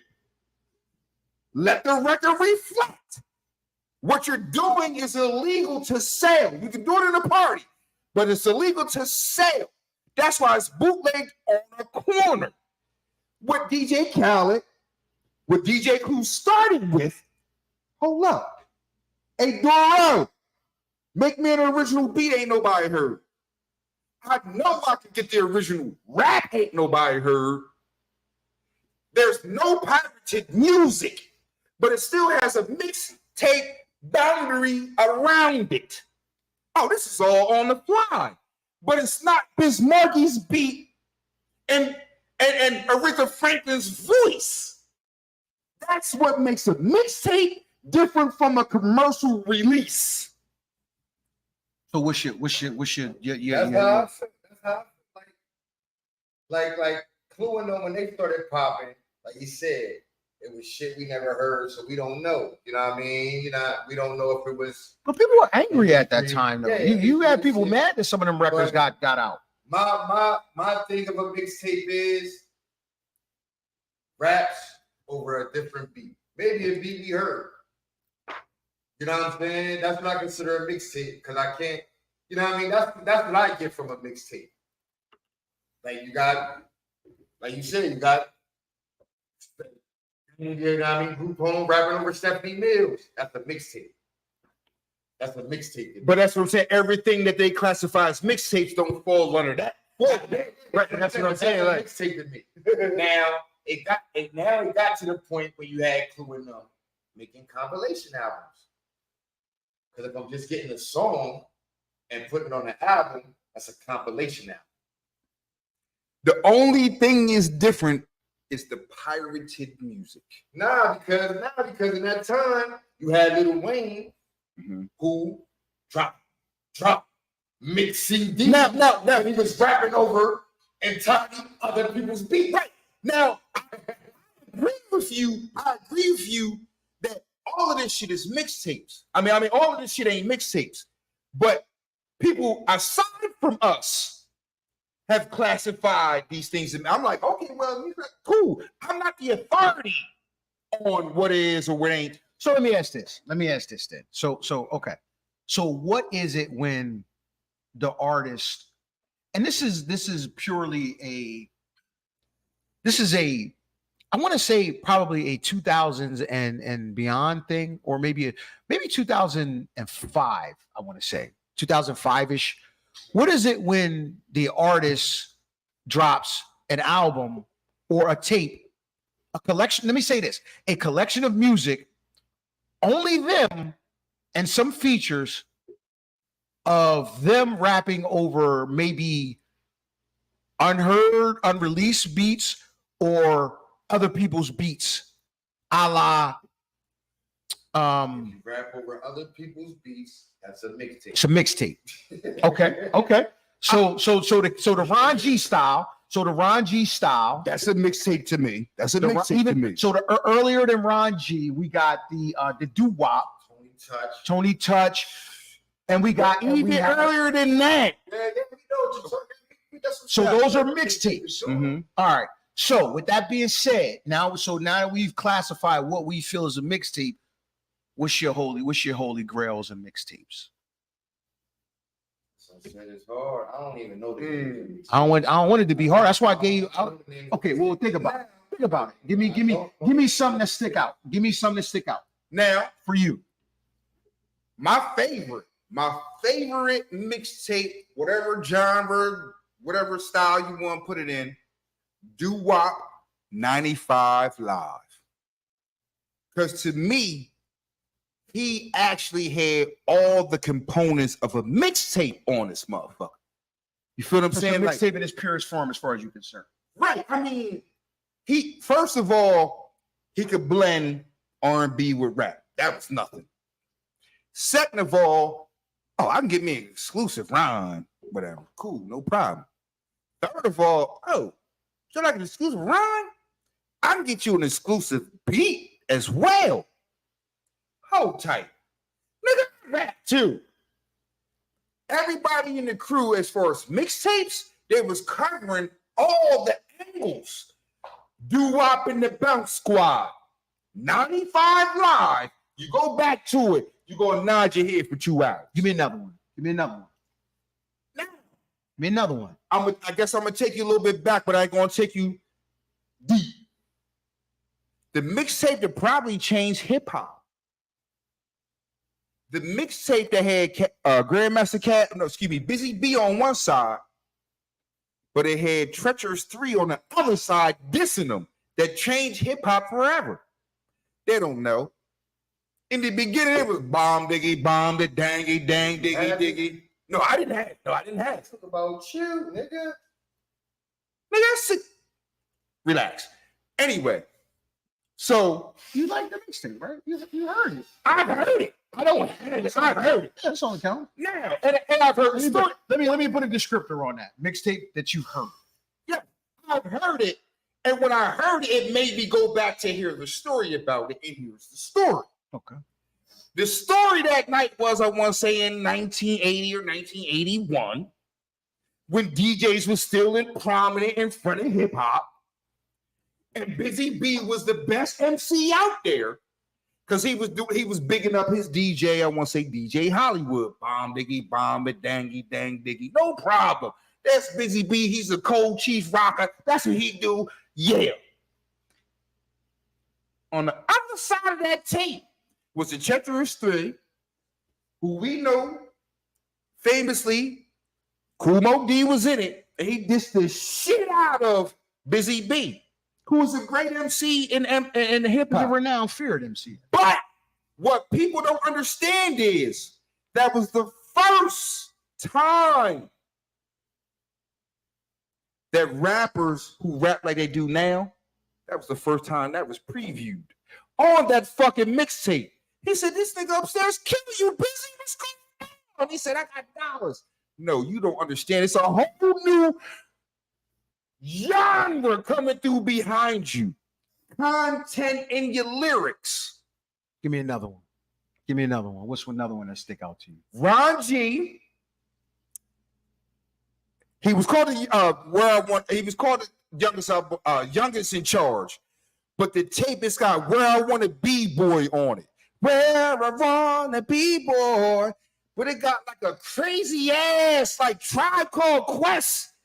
What? Like, I can't lie. I know the crews, but I don't know the individual names. That's okay. I mean, but describe the tape. Right, I'm describing the tape. Now, if you can it's only this tape out there that me and Iceman used to rock, and I heard the song the other day. I almost sort of sent it to you. SNS and Craig G. But they had a song on there we was fucking with, and these niggas never even came out. You remember the song Pose a Threat, Daily Threat? You remember that? The BBO crew? These niggas happen to be I'm gonna say Mace, Murder Mace was in the group. We didn't know this at the time. I just found this shit out like last week. Murder Mace was in the crew. Half the crew was Children of the Corn. I want to say Herb McGruff and Mace was in this crew that me and him used to listen to on this mixtape that I can't remember the name of, but it was DJ Ron G and Craig G and SNS.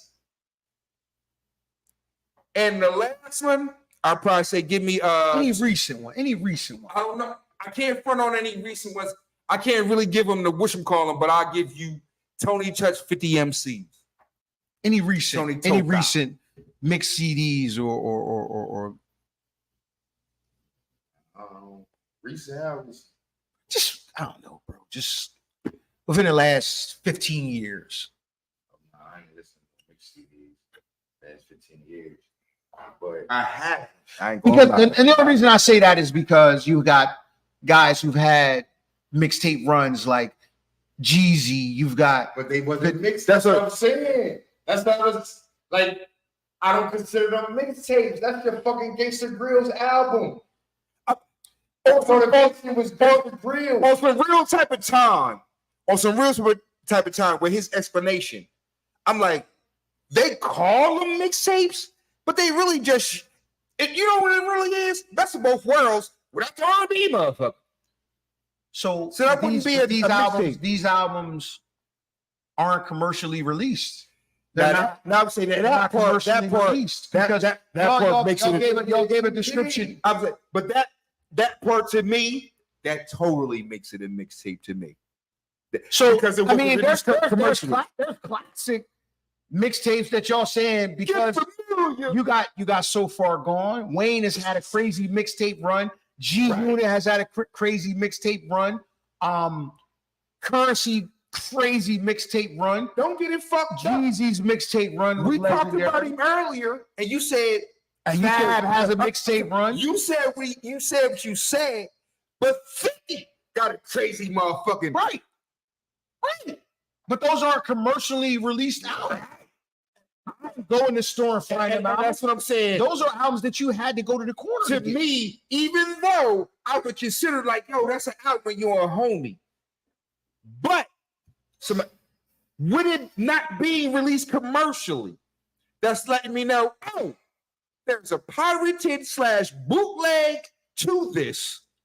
But let me throw this in there. So with Talk to me. that Talk being to me. said, the artists themselves released this music and let this go. This is generating a buzz and it serves a purpose. So it's not for a commercial sort of it's not for a quote unquote commercial gain. This is literally them releasing music. This is the artists themselves releasing the music. Sorry for the wait. Now, here's the thing I say. I'm like, Soul tapes. if as popular as the soul tapes, and this can wait, was So Far Gone. underground and not commercially released. Just imagine if they could clear all the samples. Oh, stop. Clear all the samples. No, just imagine. if So they- y'all exclude that genre altogether? Just an artist going the underground route and release and just flooding the market with music? No, The artist himself, he don't need clearances or anything. that is a mixtape. Is that a mixtape? But what he said to me, I'm like, what they classified as is what they classify. I'm like, that's a mixtape. No. I'm asking Because the sole fact is it's released uncommercially. But the format is not mixtape. The format is commercially released, but we have pirated shit on here. We can't release it commercially. So that's what makes it a mixtape. It takes it underground and they label it a mixtape. If they could release all the shit that they was rapping over, it would be an album. The record, we could not pay $1 million for this fucking sample. We know we would make $1 million on the sample, but we not. No, you want to release it? That's fine because publishing and all those type of things, you can perform a song, as long as you didn't get paid for it, you can do that. But when you start getting paid, the people who made the actual song, they got to get paid. So if you sell in the store, they can track the payment. I'm sorry. They can track the payment and all that. So that would make it a mixtape. But I feel like him, it's not a mixtape. But I'm like, if it ain't released commercially, so what do you call? So what do you call that whole era from, let's say, it's a mixtape. I'm gonna say from 2000. What? It's a mixtape. 2001 all the way up till I want to say 2015. What do you call those? I call them mixtapes because that's what everybody else call them. No, but I can't. I know the one thing I can't call them is commercial releases. So we have to label, and that's what I'm saying. So what else do you call them? The people who was around at the time, they said, "Oh, they mixtapes." You seem to be fighting calling them mixtapes. No, they are. Do you call them mixtapes? They are mixtapes. They are. Let's say Lil Wayne's collection of unreleased material during his run, and they are what the masses will call a mixtape. Do you call it a mixtape? In the essence, they are. Some of them I consider mixtapes because Wayne was rapping over different beats. Okay. So my question. So my question here is. So my question is. Here's my question. Because like you both are just rapping and his beats that just are what you want to say unreleased or what's the name? That's the EP. That's an EP. Right. You just dropped out something that's an EP. I put it like this. When you're using other beats, that's what I thought a mixtape was. Right. Using beats that were heard before. Now, and label it a mixtape. I'll just call it a mixtape because that's what the people called it. But I was like, that sounds more like what he's saying, an EP. Unless you have unlicensed, already used music, that would be. There's a lot of artists that released music over original beats that wasn't a commercial store release. A lot of people did it. Mixtape. what? Well, no, that's independent. If you got original shit over original shit, and you ain't commercial, you just independent. You independent. You're independent. So Wayne, a couple years ago, when he released, what was that? What album was that, man? Rapping over different beats. That's a All mixtape. them songs, He rapped over different beats.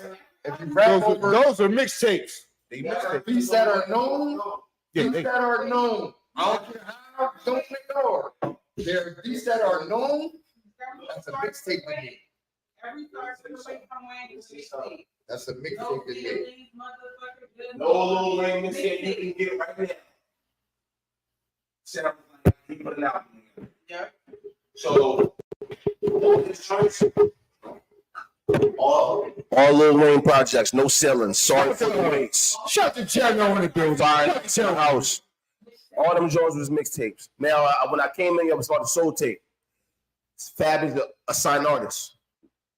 Some of them samples wasn't getting cleared. He has he's making a good point. Instead of paying for that clearance, I'm just gonna put it out as a mixtape.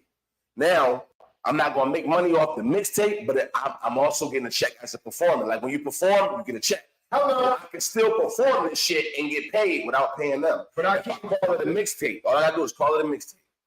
If I call it an album, then I gotta give Interscope some money. I gotta give them some money. I gotta give them some money. Shit gotta get clear. Shit gotta get clear. You gotta spend money. The album come out. So for real, ever since let's say Dream Chasers, like those are the albums. But people package them as mixtapes so they can get them out there and they can make their money on the side. But they're really albums though. Like when you get a mixtape that's all original music, no DJ drama on it, nobody on it.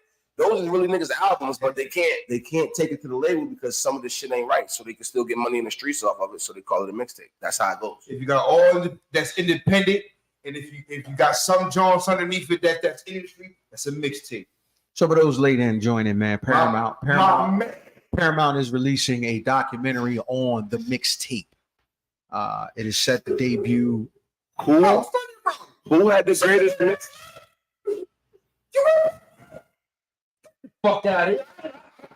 I ain't gonna lie. I didn't notice that. Just went back away. He has the Jada Pink. Fuck out of here. Ho, We've been peeped ho. out. Moving on. Listen, Moving on.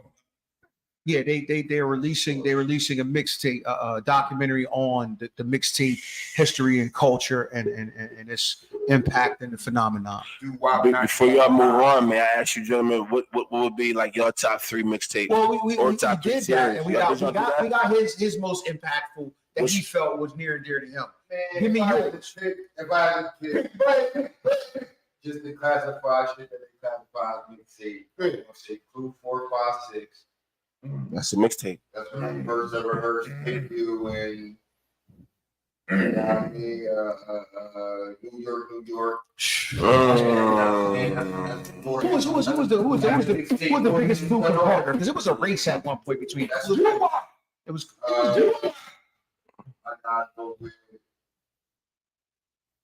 I gotta go with Jeezy. Okay. I'm not mad at that. I'm not mad at that, but that's drama. Yeah, that's what I'm saying. That's drama. Oh, no, you gotta say, That's drama. what I said, the shit they consider mixtape. Well, what I'm saying is, I just consider that drama. Period. Once drama put his voice on there, that's his album. And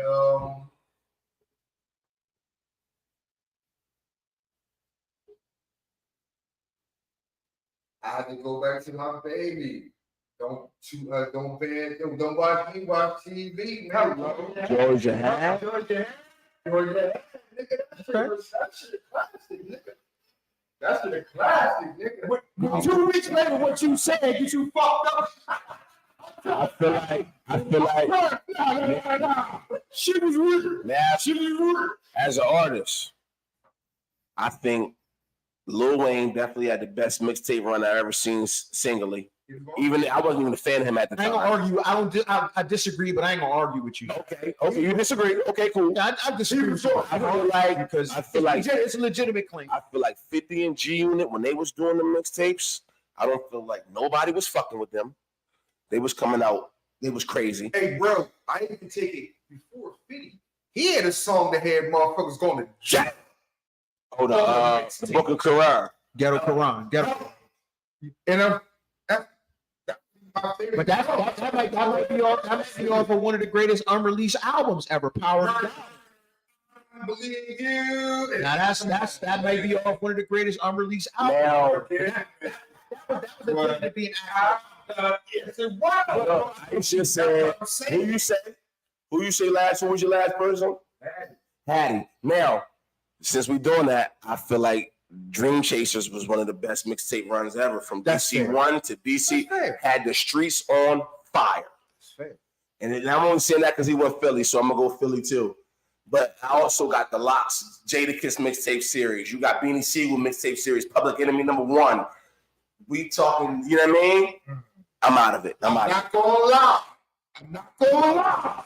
Oh. Now we all mixtape and all that. When it comes to like the #1 thing I believe in hip hop, the Locks on the mixtape. I swear. Let's listen to a Lock on a mixtape or featuring You can. We're gonna move on. Check this out. This is remember this era, right? This was all in here was big. this was 90. This was like 95 to 2000. 95 to 2000. I remember that you had niggas on the corner with the big table, and you were scanning the table, right?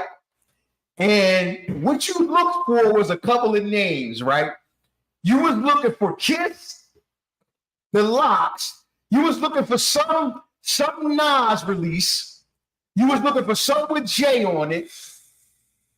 or a blend CD. What? And you was, I'm gonna tell you, bro. You go to blend CD from a You will buy a blend CD and you will buy a mixtape. You will buy a mixtape. But you was scared that joint, right? You would go down and you would look. I ain't talking about that era of music. I'm talking about the R&B mixed with the rap beats. What do you mean? That's the blend. That's the blend.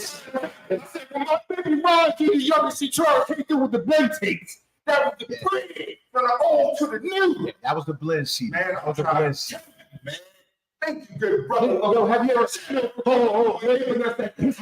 have you ever bought a dud though? Oh, hold up. Well, see, that didn't work. No. Listen, and I see you on yourself. On the car, you're like, oh, that's gonna be dope. And you bought it, and you put it in the car, and it was like, yo, this is trash. Cause it had a bunch of shit you already heard. What was the best covers that you looked for? The R&B joints with the red and the bitch on it, with the bikini on it. What's on here? It's gotta be scantily clad. But where you might get fucked up at, you hear a lot of familiar names. Oh, who's that with them? Mobb Deep with who? It's Mobb Deep on there, but you with Deep and Genovese or something. Oh,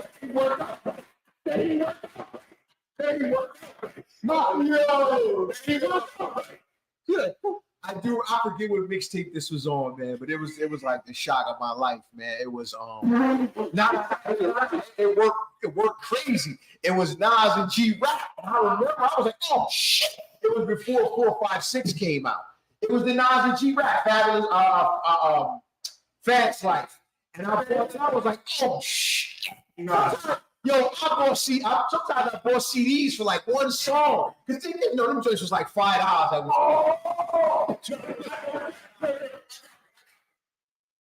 bought Queensbridge. It didn't say Finest, but it was Queensbridge something. Fuck with nothing but Queens. Nas, Mobb Deep, Nori. Man, he brought through everybody that wasn't Nas, Mobb, Lewis.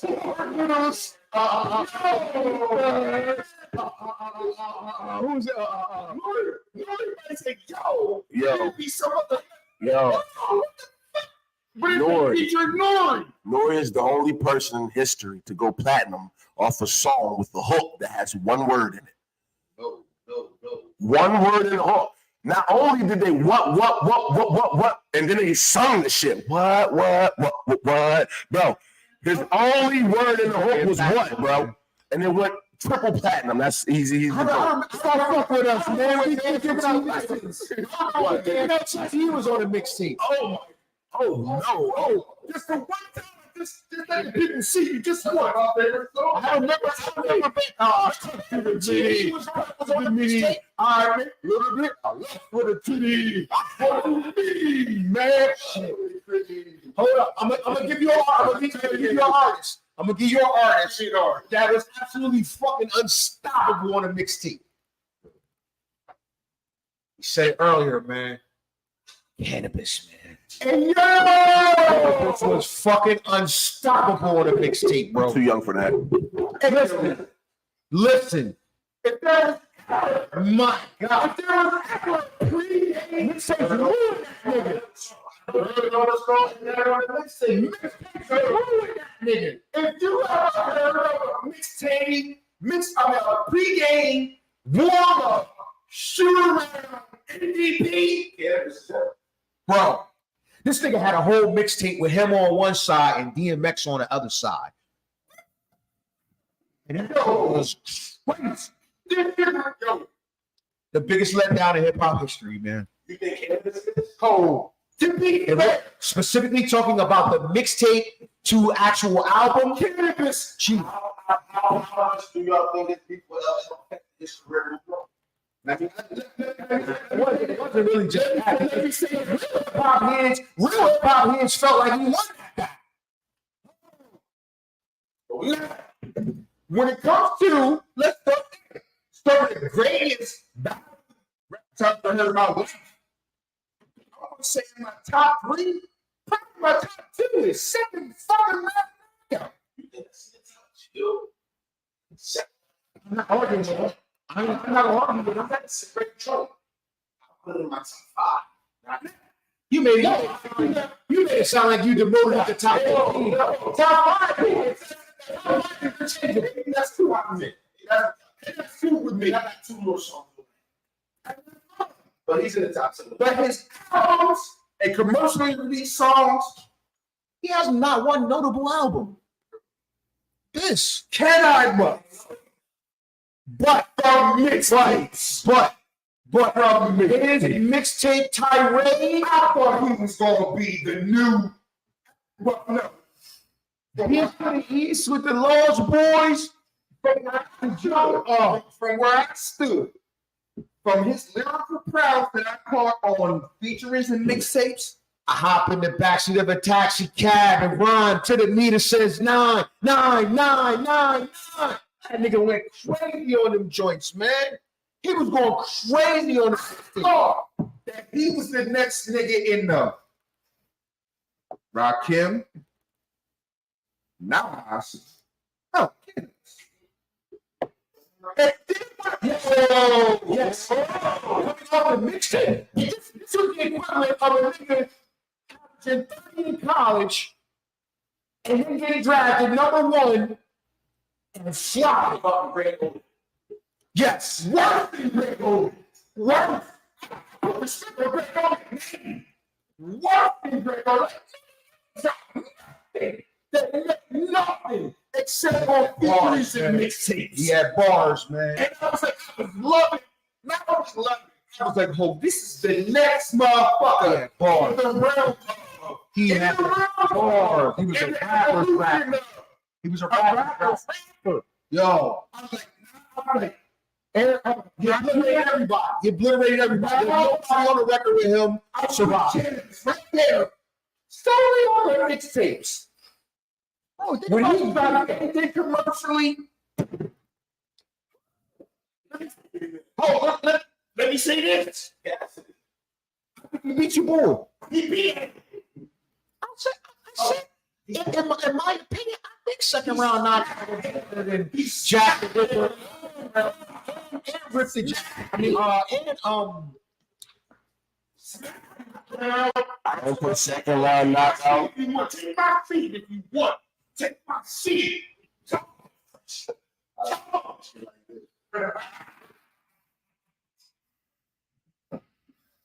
Don't think second round knockout is a bigger joint than No Vaseline. I don't think it's a bigger joint than. I really can't really put Hit 'Em Up in there because he had company.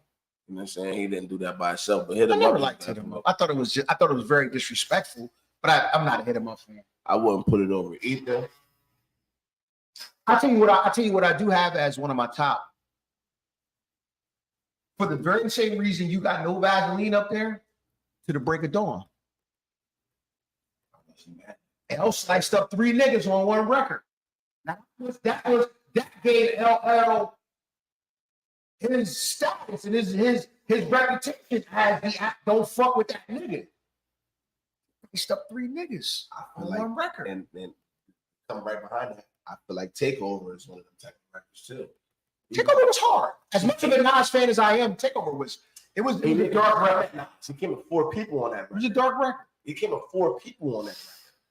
Nas came back with that one record, that little 16 he gave you, pushed that out of you. That's greatness. That's greatness to me. He didn't just come in. Well, wait. He gave a lot of people 16. Wait. Let's set the record Takeover straight. is definitely up there. Let's set the record straight. What he did was, what he did was, he took the baton from his young boy, threw that ball in there. The next record was not either. That was not the next record. What? From what? Out of their series? The bar he put out there came on, what was it? The summer jam. What's that? When he debuted the photo of Prodigy, and he said, I got the pictures. right.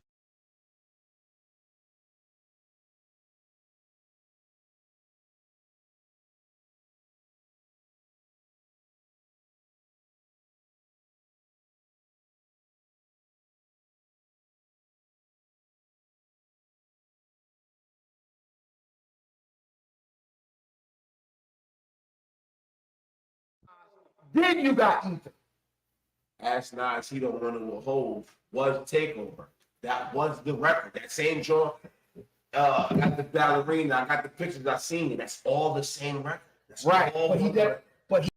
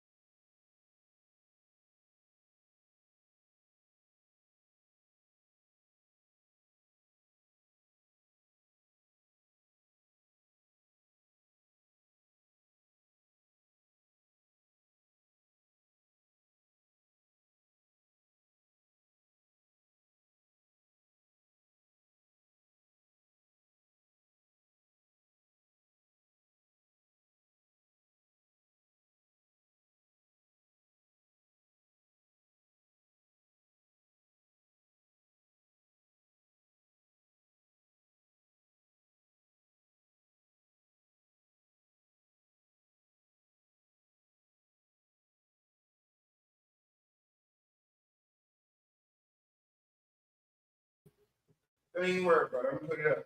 I'm putting his picture up. Don't even worry. Where is it? I'm sorry. Go ahead.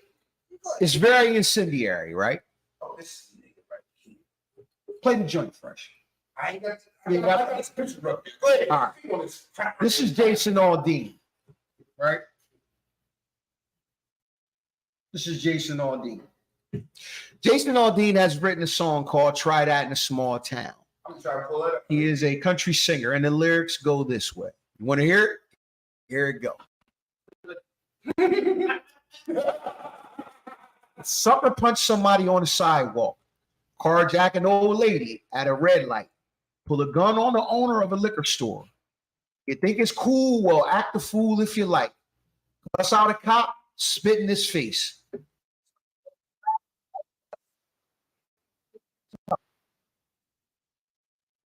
Well, try that in a small town. Or you make it down the road. Round here, we take care of our own. You cross that line, it won't take long for you to find out. I recommend you don't try that in a small town. Good brother, I may have some visual.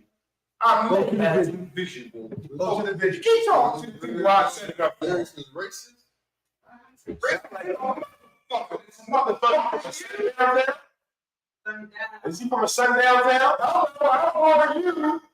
Let me get you pull up so we can get our people on this motherfucker radio. Is he on sundown town?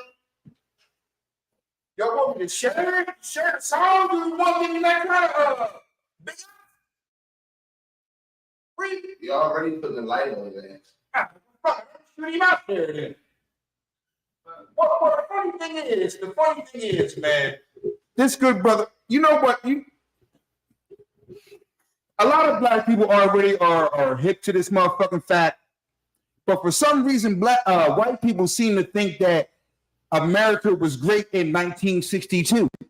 America was great for everybody in 1962 or 1975 or 1943.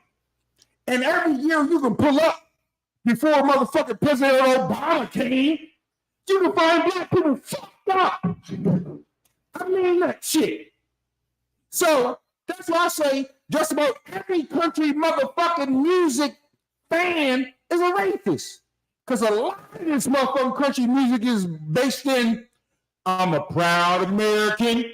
I love what's going on. And not only do I love what's going on, I want us to get back to what we had going on probably before I was born.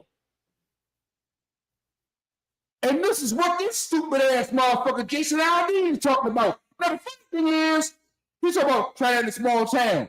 Good brother, I understand what you're saying. I understand fully what the fuck you're saying. But here's the thing. Nah, I ain't gonna put him on. Not right now. Did I do that? No. Let's pause that. Let's pause that for just 1 second. Let's pause that for just 1 second. So now there's more. Did you play the whole song or what? I ain't playing shit. Okay. I ain't playing shit. I'm waiting on you to force you. I'm waiting on you, my nigga. All right. So let me read more to you because as I was going out, you said that's not racist, or is that supposed to be racist? I didn't hear what you said. Well, it's a controversy about the song, and it's up for interpretation. You decide what you want to decide about it. I'll continue to go. All right. The bridge says, full of good old boys raised up right. If you're looking for a fight, try that in a small town. Try that in a small town. Try that in a small town. See how far you make it down the road. Around here, we take care of our own. You cross that line, it won't take long for you to find out. I recommend you don't. Try that in a small town. Try that in a small town. Try that in a small town. Thoughts? So he was talking about black people. Was it? Did you get that out? Did you get that out of that? Did you get that out of that? What did you get out of that shit? He didn't make it blatant. He didn't make it. To me personally, this is me listening to the lyrics. So talk about before you say. So everything in that first 8 bars is black people, right? So that's what you're saying. It's not gonna have to be black people. Read your first 8 bars again. So if you want to say they black people, that's you being. Okay. But then again, like I said, I ain't finished though. Do you also belong to a community though? Like try that shit on my block type shit. You feel what I'm saying? Like we don't go for that around here. So either way, you know what I mean? It's just how you interpret it. I guess it depends on how it was delivered to your daughter. If it's packaged up like that, then you want to take it like that. This is a country singer. No, what I'm saying is he said nothing racial in those lyrics. Nothing. Okay. Oh, he didn't say nothing racial. Good old boys and all that. That's not racial. Good old boys is definitely. Let me. Here's a dog whistle. That's a cut. Hello, are you familiar? That's a cut. That's a dog whistle term, right? No, yes or no? You don't agree with that? That is a dog whistle term. No. No. Yes or no? Is that a dog? Yes. Send it to you. But I'm saying, now read the first lyric where he said we don't want no criminal. You want to shoot him off the grand all that. He's talking about that. Here's the funny thing.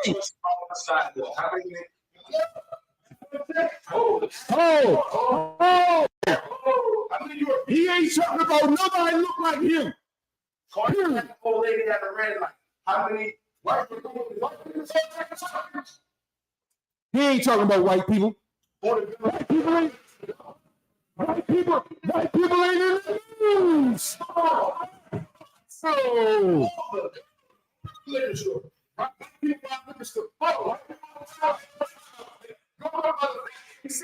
to Wisconsin, go to fucking Oklahoma. That's all the white people is in jail doing. They're not in jail. The only 2 lines they got to relate to the Europeans is cuss out a cop, spit in his face, stomp on the flag, and light it up. We ain't doing it. We ain't doing it. That's more universal, but come on, you can't. So all the lines, you pick out 4 that pertain to you and 4 that don't pertain to you. I'm just letting you know. what I'm saying is, What I'm saying is, flags, the light them up and stop them. We're not doing it. We don't got it. Just get. Oh, wait, I'm doing all that shit too. They found liquor stores.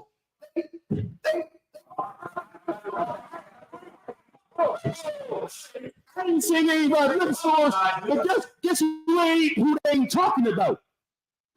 Here's Here's the thing, good brother. Who's more notified for carjacking people, white people or black people? I don't know. I didn't recognize. I can say black people. Okay, move right along. He said he didn't know. We all say black people. Move right along. Who would be more if you say somebody bought a liquor store? We say black or white. So why I would say black. So why are white people in jail? Carjacking, robbing liquor stores, Domestic drugs, domestic Right. violence.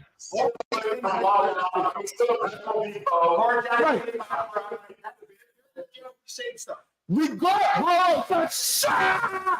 What I'm saying, yo, what I'm saying is white people do this shit. But who is more known for doing this shit? Can you hear me? How do you know? You know people who sell drugs. Whoa. I know he's not speaking to this because he got him in the video. He don't live in that community. He said China is a small town. Why don't live in a small town? He's do us. Oh my God. You know, it's a lot of black people in the small place, right? I'm going to assume. Come on. I'm going to assume. Man. Talk. Please talk. From a context standpoint. From a context standpoint. Y'all bring it down, man. Oh, please. Swords sharpening swords is supposed to sound like metal action. So listen, from a contextual standpoint, we have a country music singer, right? Yes, we do. He's saying try that in a small town. Meaning he's talking to people not from his town. Let's get on it. Not get on that.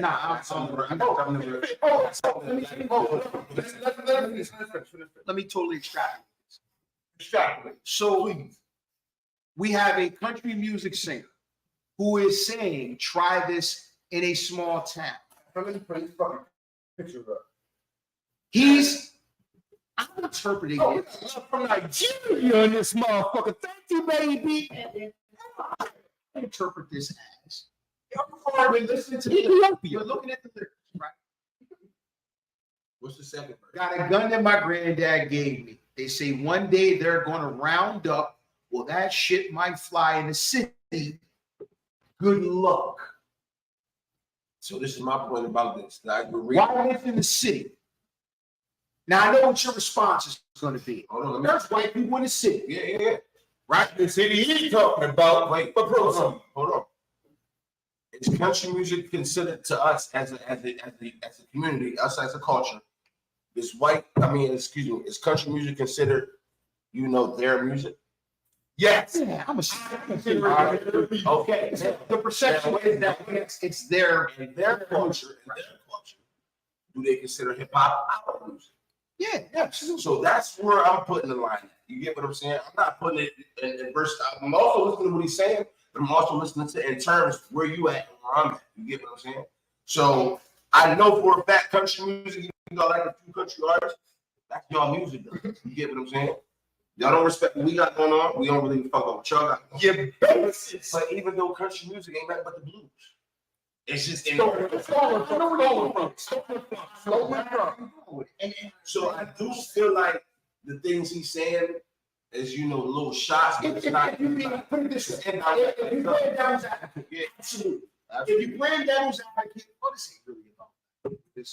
This could be generic about individuals in his town. He could be talking about. Devil don't need no advocate, so we can.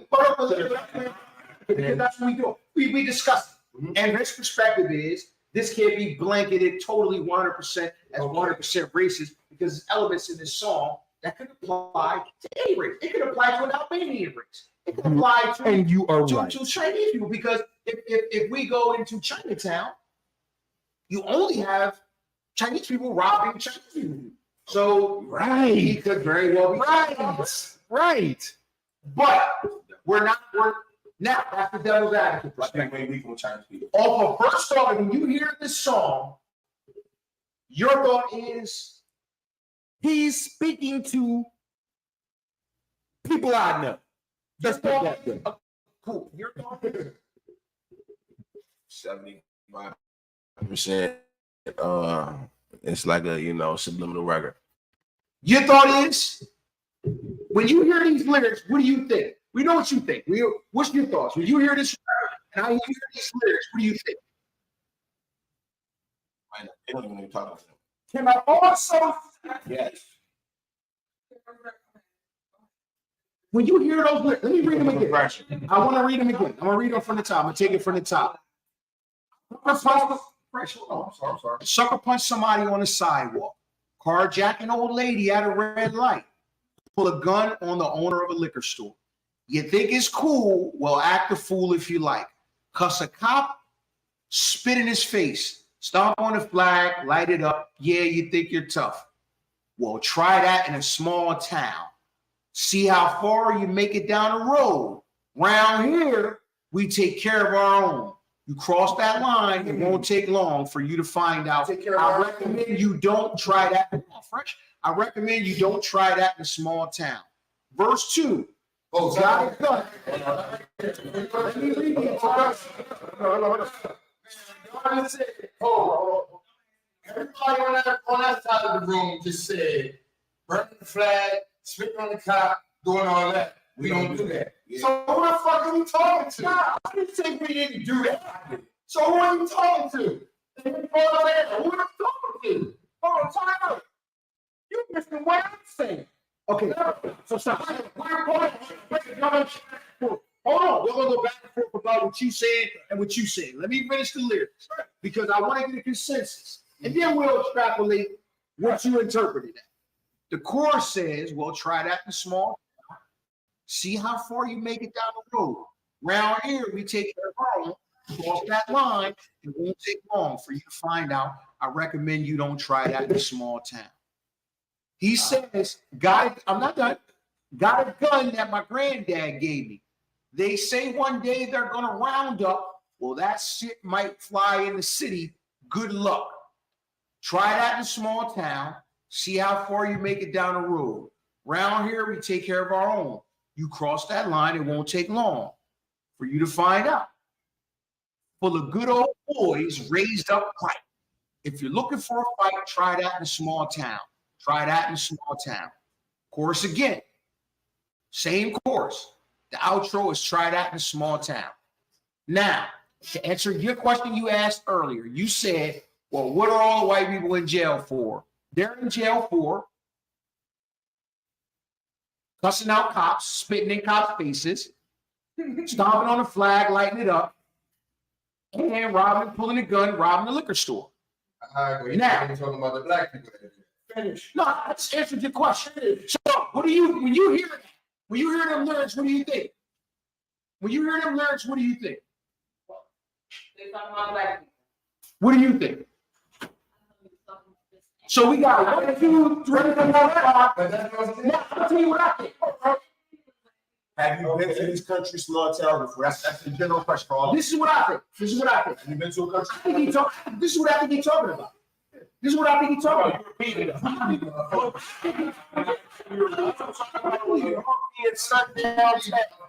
But here's the thing. Even to justify you saying that, you went by saying he can't be talking about us because we don't spin on cops, burn the flag. So who are you talking to? If you do that, he's gonna fuck you up. Cool, now, So what are you talking about? Now, who's this guy, James Aldean? Is he a high level country performer? Yeah. So let me remind you, I feel what you're saying. Now this is me in this sense, right? If I'm gonna take shots at the other side, I gotta poke at us too. You feel what I'm saying? Because I'm on a show. I can't just make it seem like I'm talking about the other side. You said before. They don't care about us. So we know we in the town. And also, stop. Also, hire extra Europeans or trailer park Europeans. So the trailer park Europeans that they may be speaking on, they equate them with us. You ain't with us. You get what I'm saying? You or they got with them type of shit. He would be considered a trailer park. He was. First of all, what are you talking about is your leading. Farm, small. He's not the motherfucking police, so he can't be taking anything to his own motherfucking hands. Oh, no. So first of all, he doesn't. Now, but second of all, let me ask everybody in here something.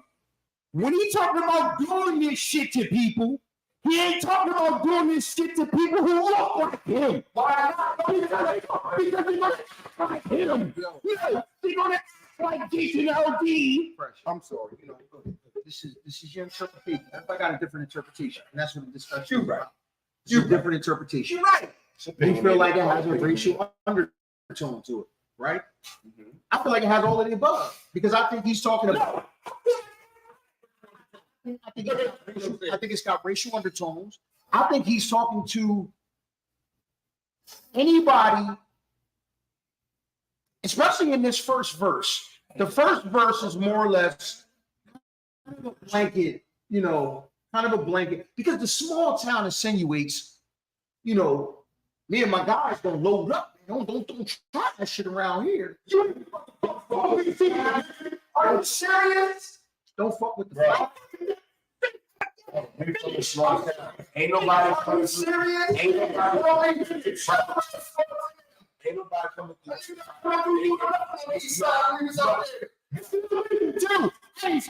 It's right. It's illegal.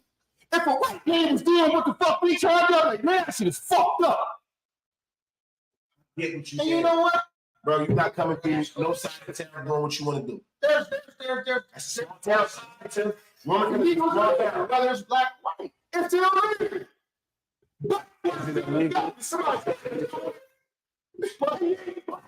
But let's talk about the song. is it illegal when we jump in our Let's talk about the song.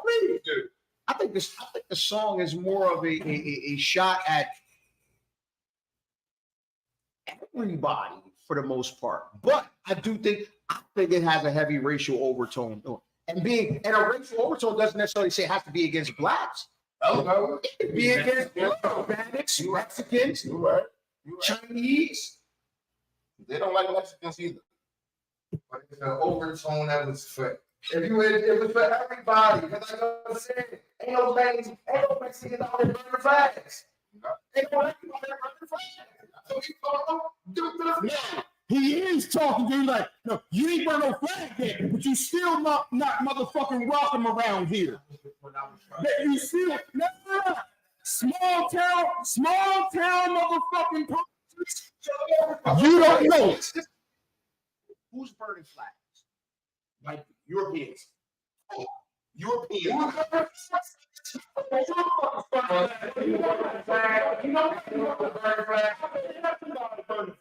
Everybody's not burning flags. Black niggas is burning NBA jerseys before they burn the flag. We need to burn flags. We need to burn flags. What the fuck we talking? Fresh. Hold on. Okay. The question is, Yes. have you witnessed any black person stomp out or burn a flag? Whoa, how we get? No.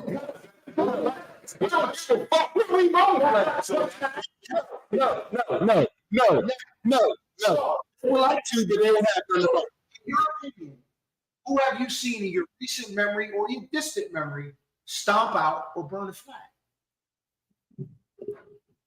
I guess white people. Okay. They're the only people who care about that. But it's just a who. there's always something. So that's the lyric. So that supports more of also. He could very well. Would you be open to the possibility of him possibly not only talking about blacks or Hispanic? I didn't say he wasn't just only talking about blacks. I just said the shit that he said was fucked up. It fucked up to a lot of different fucking people. Okay. Not just blacks. Because he said robbing a liquor store. Yes. Carjacking. Yes. No, because I don't like white people talking like that. That's what I want to say. That's what I want to say. That's what I want to say. No, because it's not over. It's not over because no. It's over. No. Because from a white person saying these things, and I'm like, they ain't overtly whatever. But the thing is, the white person knows what the fuck he's doing. Yes, that nigga, you don't think he in a fucking country town? No niggas that robbed the liquor store. You know niggas that did all that funny shit. I know he did all that funny shit. So but he ain't talking to them this time. I know he ain't talking to them. He's like, I don't give a fuck about. Here's the funny thing. Here's the funny thing. I don't know who he, but I don't know any of those people being adjudicated. I know that I interpreted, and I don't hear a lot of people. I don't hear people. When I listen to that, And I hear a lot of people from where he was at being adjudicated for the shit that he talked about. No, you fucked up. Being adjudicated. Yo, this shit is wrong. He said this shit is wrong, but this shit been wrong for a long time. Black people ain't been around this motherfucker. Say it to the white people. Oh no, I'm just saying it's wrong. Niggas say this shit is fucked up. You go do something to these motherfuckers. Like, no, I won't do that. Oh. So the kind of teaching, oh, you must be talking to somebody else. Because these people frequent. No, you know these people. Aside from what we may think from 70 feet away, oh, he talking to us. And it could be rightfully so. And you said he told these people right here. You want us? You ain't gonna speak to us in this song like you speaking to us. You go do some shit to them. Like, no, I'm not talking to them because I can do something to them. I don't believe that. I don't believe think it's white carjackers? I think they let them be like, no, the white carjackers can get away with some shit that black and Spanish and the carjackers can't get away with. Just like black people can get away with shit. Every fucking day, my mom sits and watch court on fucking channel. Time out. Court TV. There's a lot of white people on there. Yes, he ain't gonna know what he said. But just because you say he's not talking to them, he's talking to us. It's so, what the fuck is? Listen to what he's talking about. It's getting crazy. Y'all coming in. so let me put a bow on this. Yeah, I feel like he's talking to us. And that's really what it's about. If you feel like he's talking to us, you feel like he's talking to a lot of people. And that's really all it was. We just throwing lyrics. I got to say, I didn't even know what it was a degenerate statement. I'm talking to all criminals. And the shit that y'all do. Let me put something else in it. He shot a video for the song, right? But see, here's the thing. Hold on, Fresh. Here's the thing. And by you say, okay, now here's the thing. The only thing, and I want you to answer me this. Let me throw this out there. We agree that yes, this is happening in his town, right? Is this happening in his town? I guess. I don't know what's going on there. No, is it or not? Talking about how I'm supposed to know what's going on. See, you the one saying you know all facts. Oh shit! I don't know what's going on. Well, let me rephrase it back. Let me rephrase it. You said No, you call Fresh. It's going on.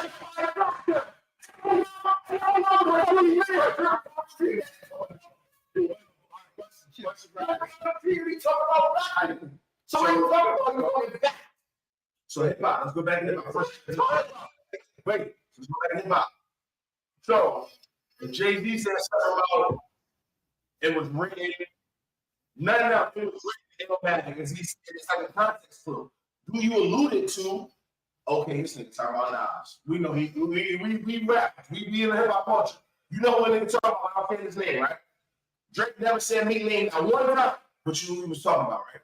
What you saying? But But that's what I'm saying. But I don't want to bring that in. Even on a whole level, when we talk about these white people, when you talk about these white people, these rappers, you know, one person doing this, and you know, labels and this, that, and third, but again, you know, something about niggas too. You can't just attack one side when you are that level. And the instances you gave, Yeah. we already knew something was going on with them. Do we know he's with black people? We know black people. From BC. Let me ask this question. So the name of the song is "Try That in a Small Town," right? Try that in a small town. So You from a small town, Phil. from a small town. That's all I'm saying. But let me. That's what I'm saying. Let me get out here, black and try it out. So he's talking about is his town, right? Is he talking from the perspective of his town? Supposedly, yes, he is. But it's a small town, not my small town. So now that's any small town. Oh, so he's saying it's from the suburbs. That's a perspective that I'm not thinking about. All right. So when he's saying try that in a small town, that one word, that one letter, from my, that changes everything. Because any small town can be anywhere. My small town.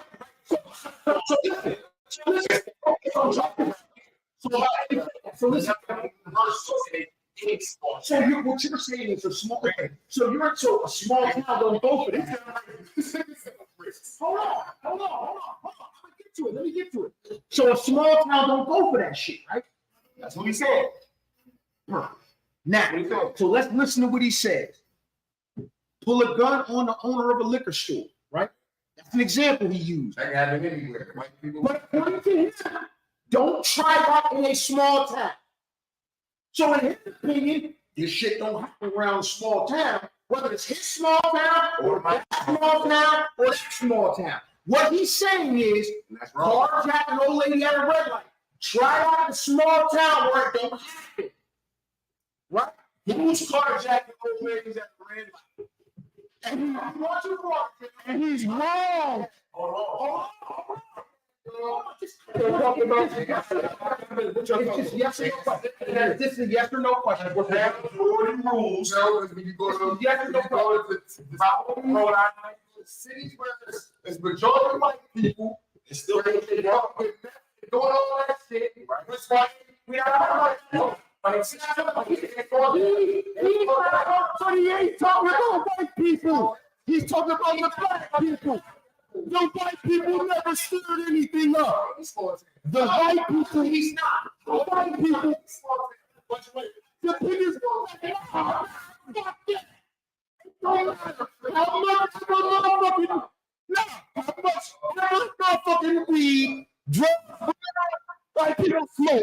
They never said, white people say, I don't want to take them down. No, they don't go there. We shoot at other motherfucking people. We shoot at other people. That's what I'm saying. That's the context. That's what I'm saying.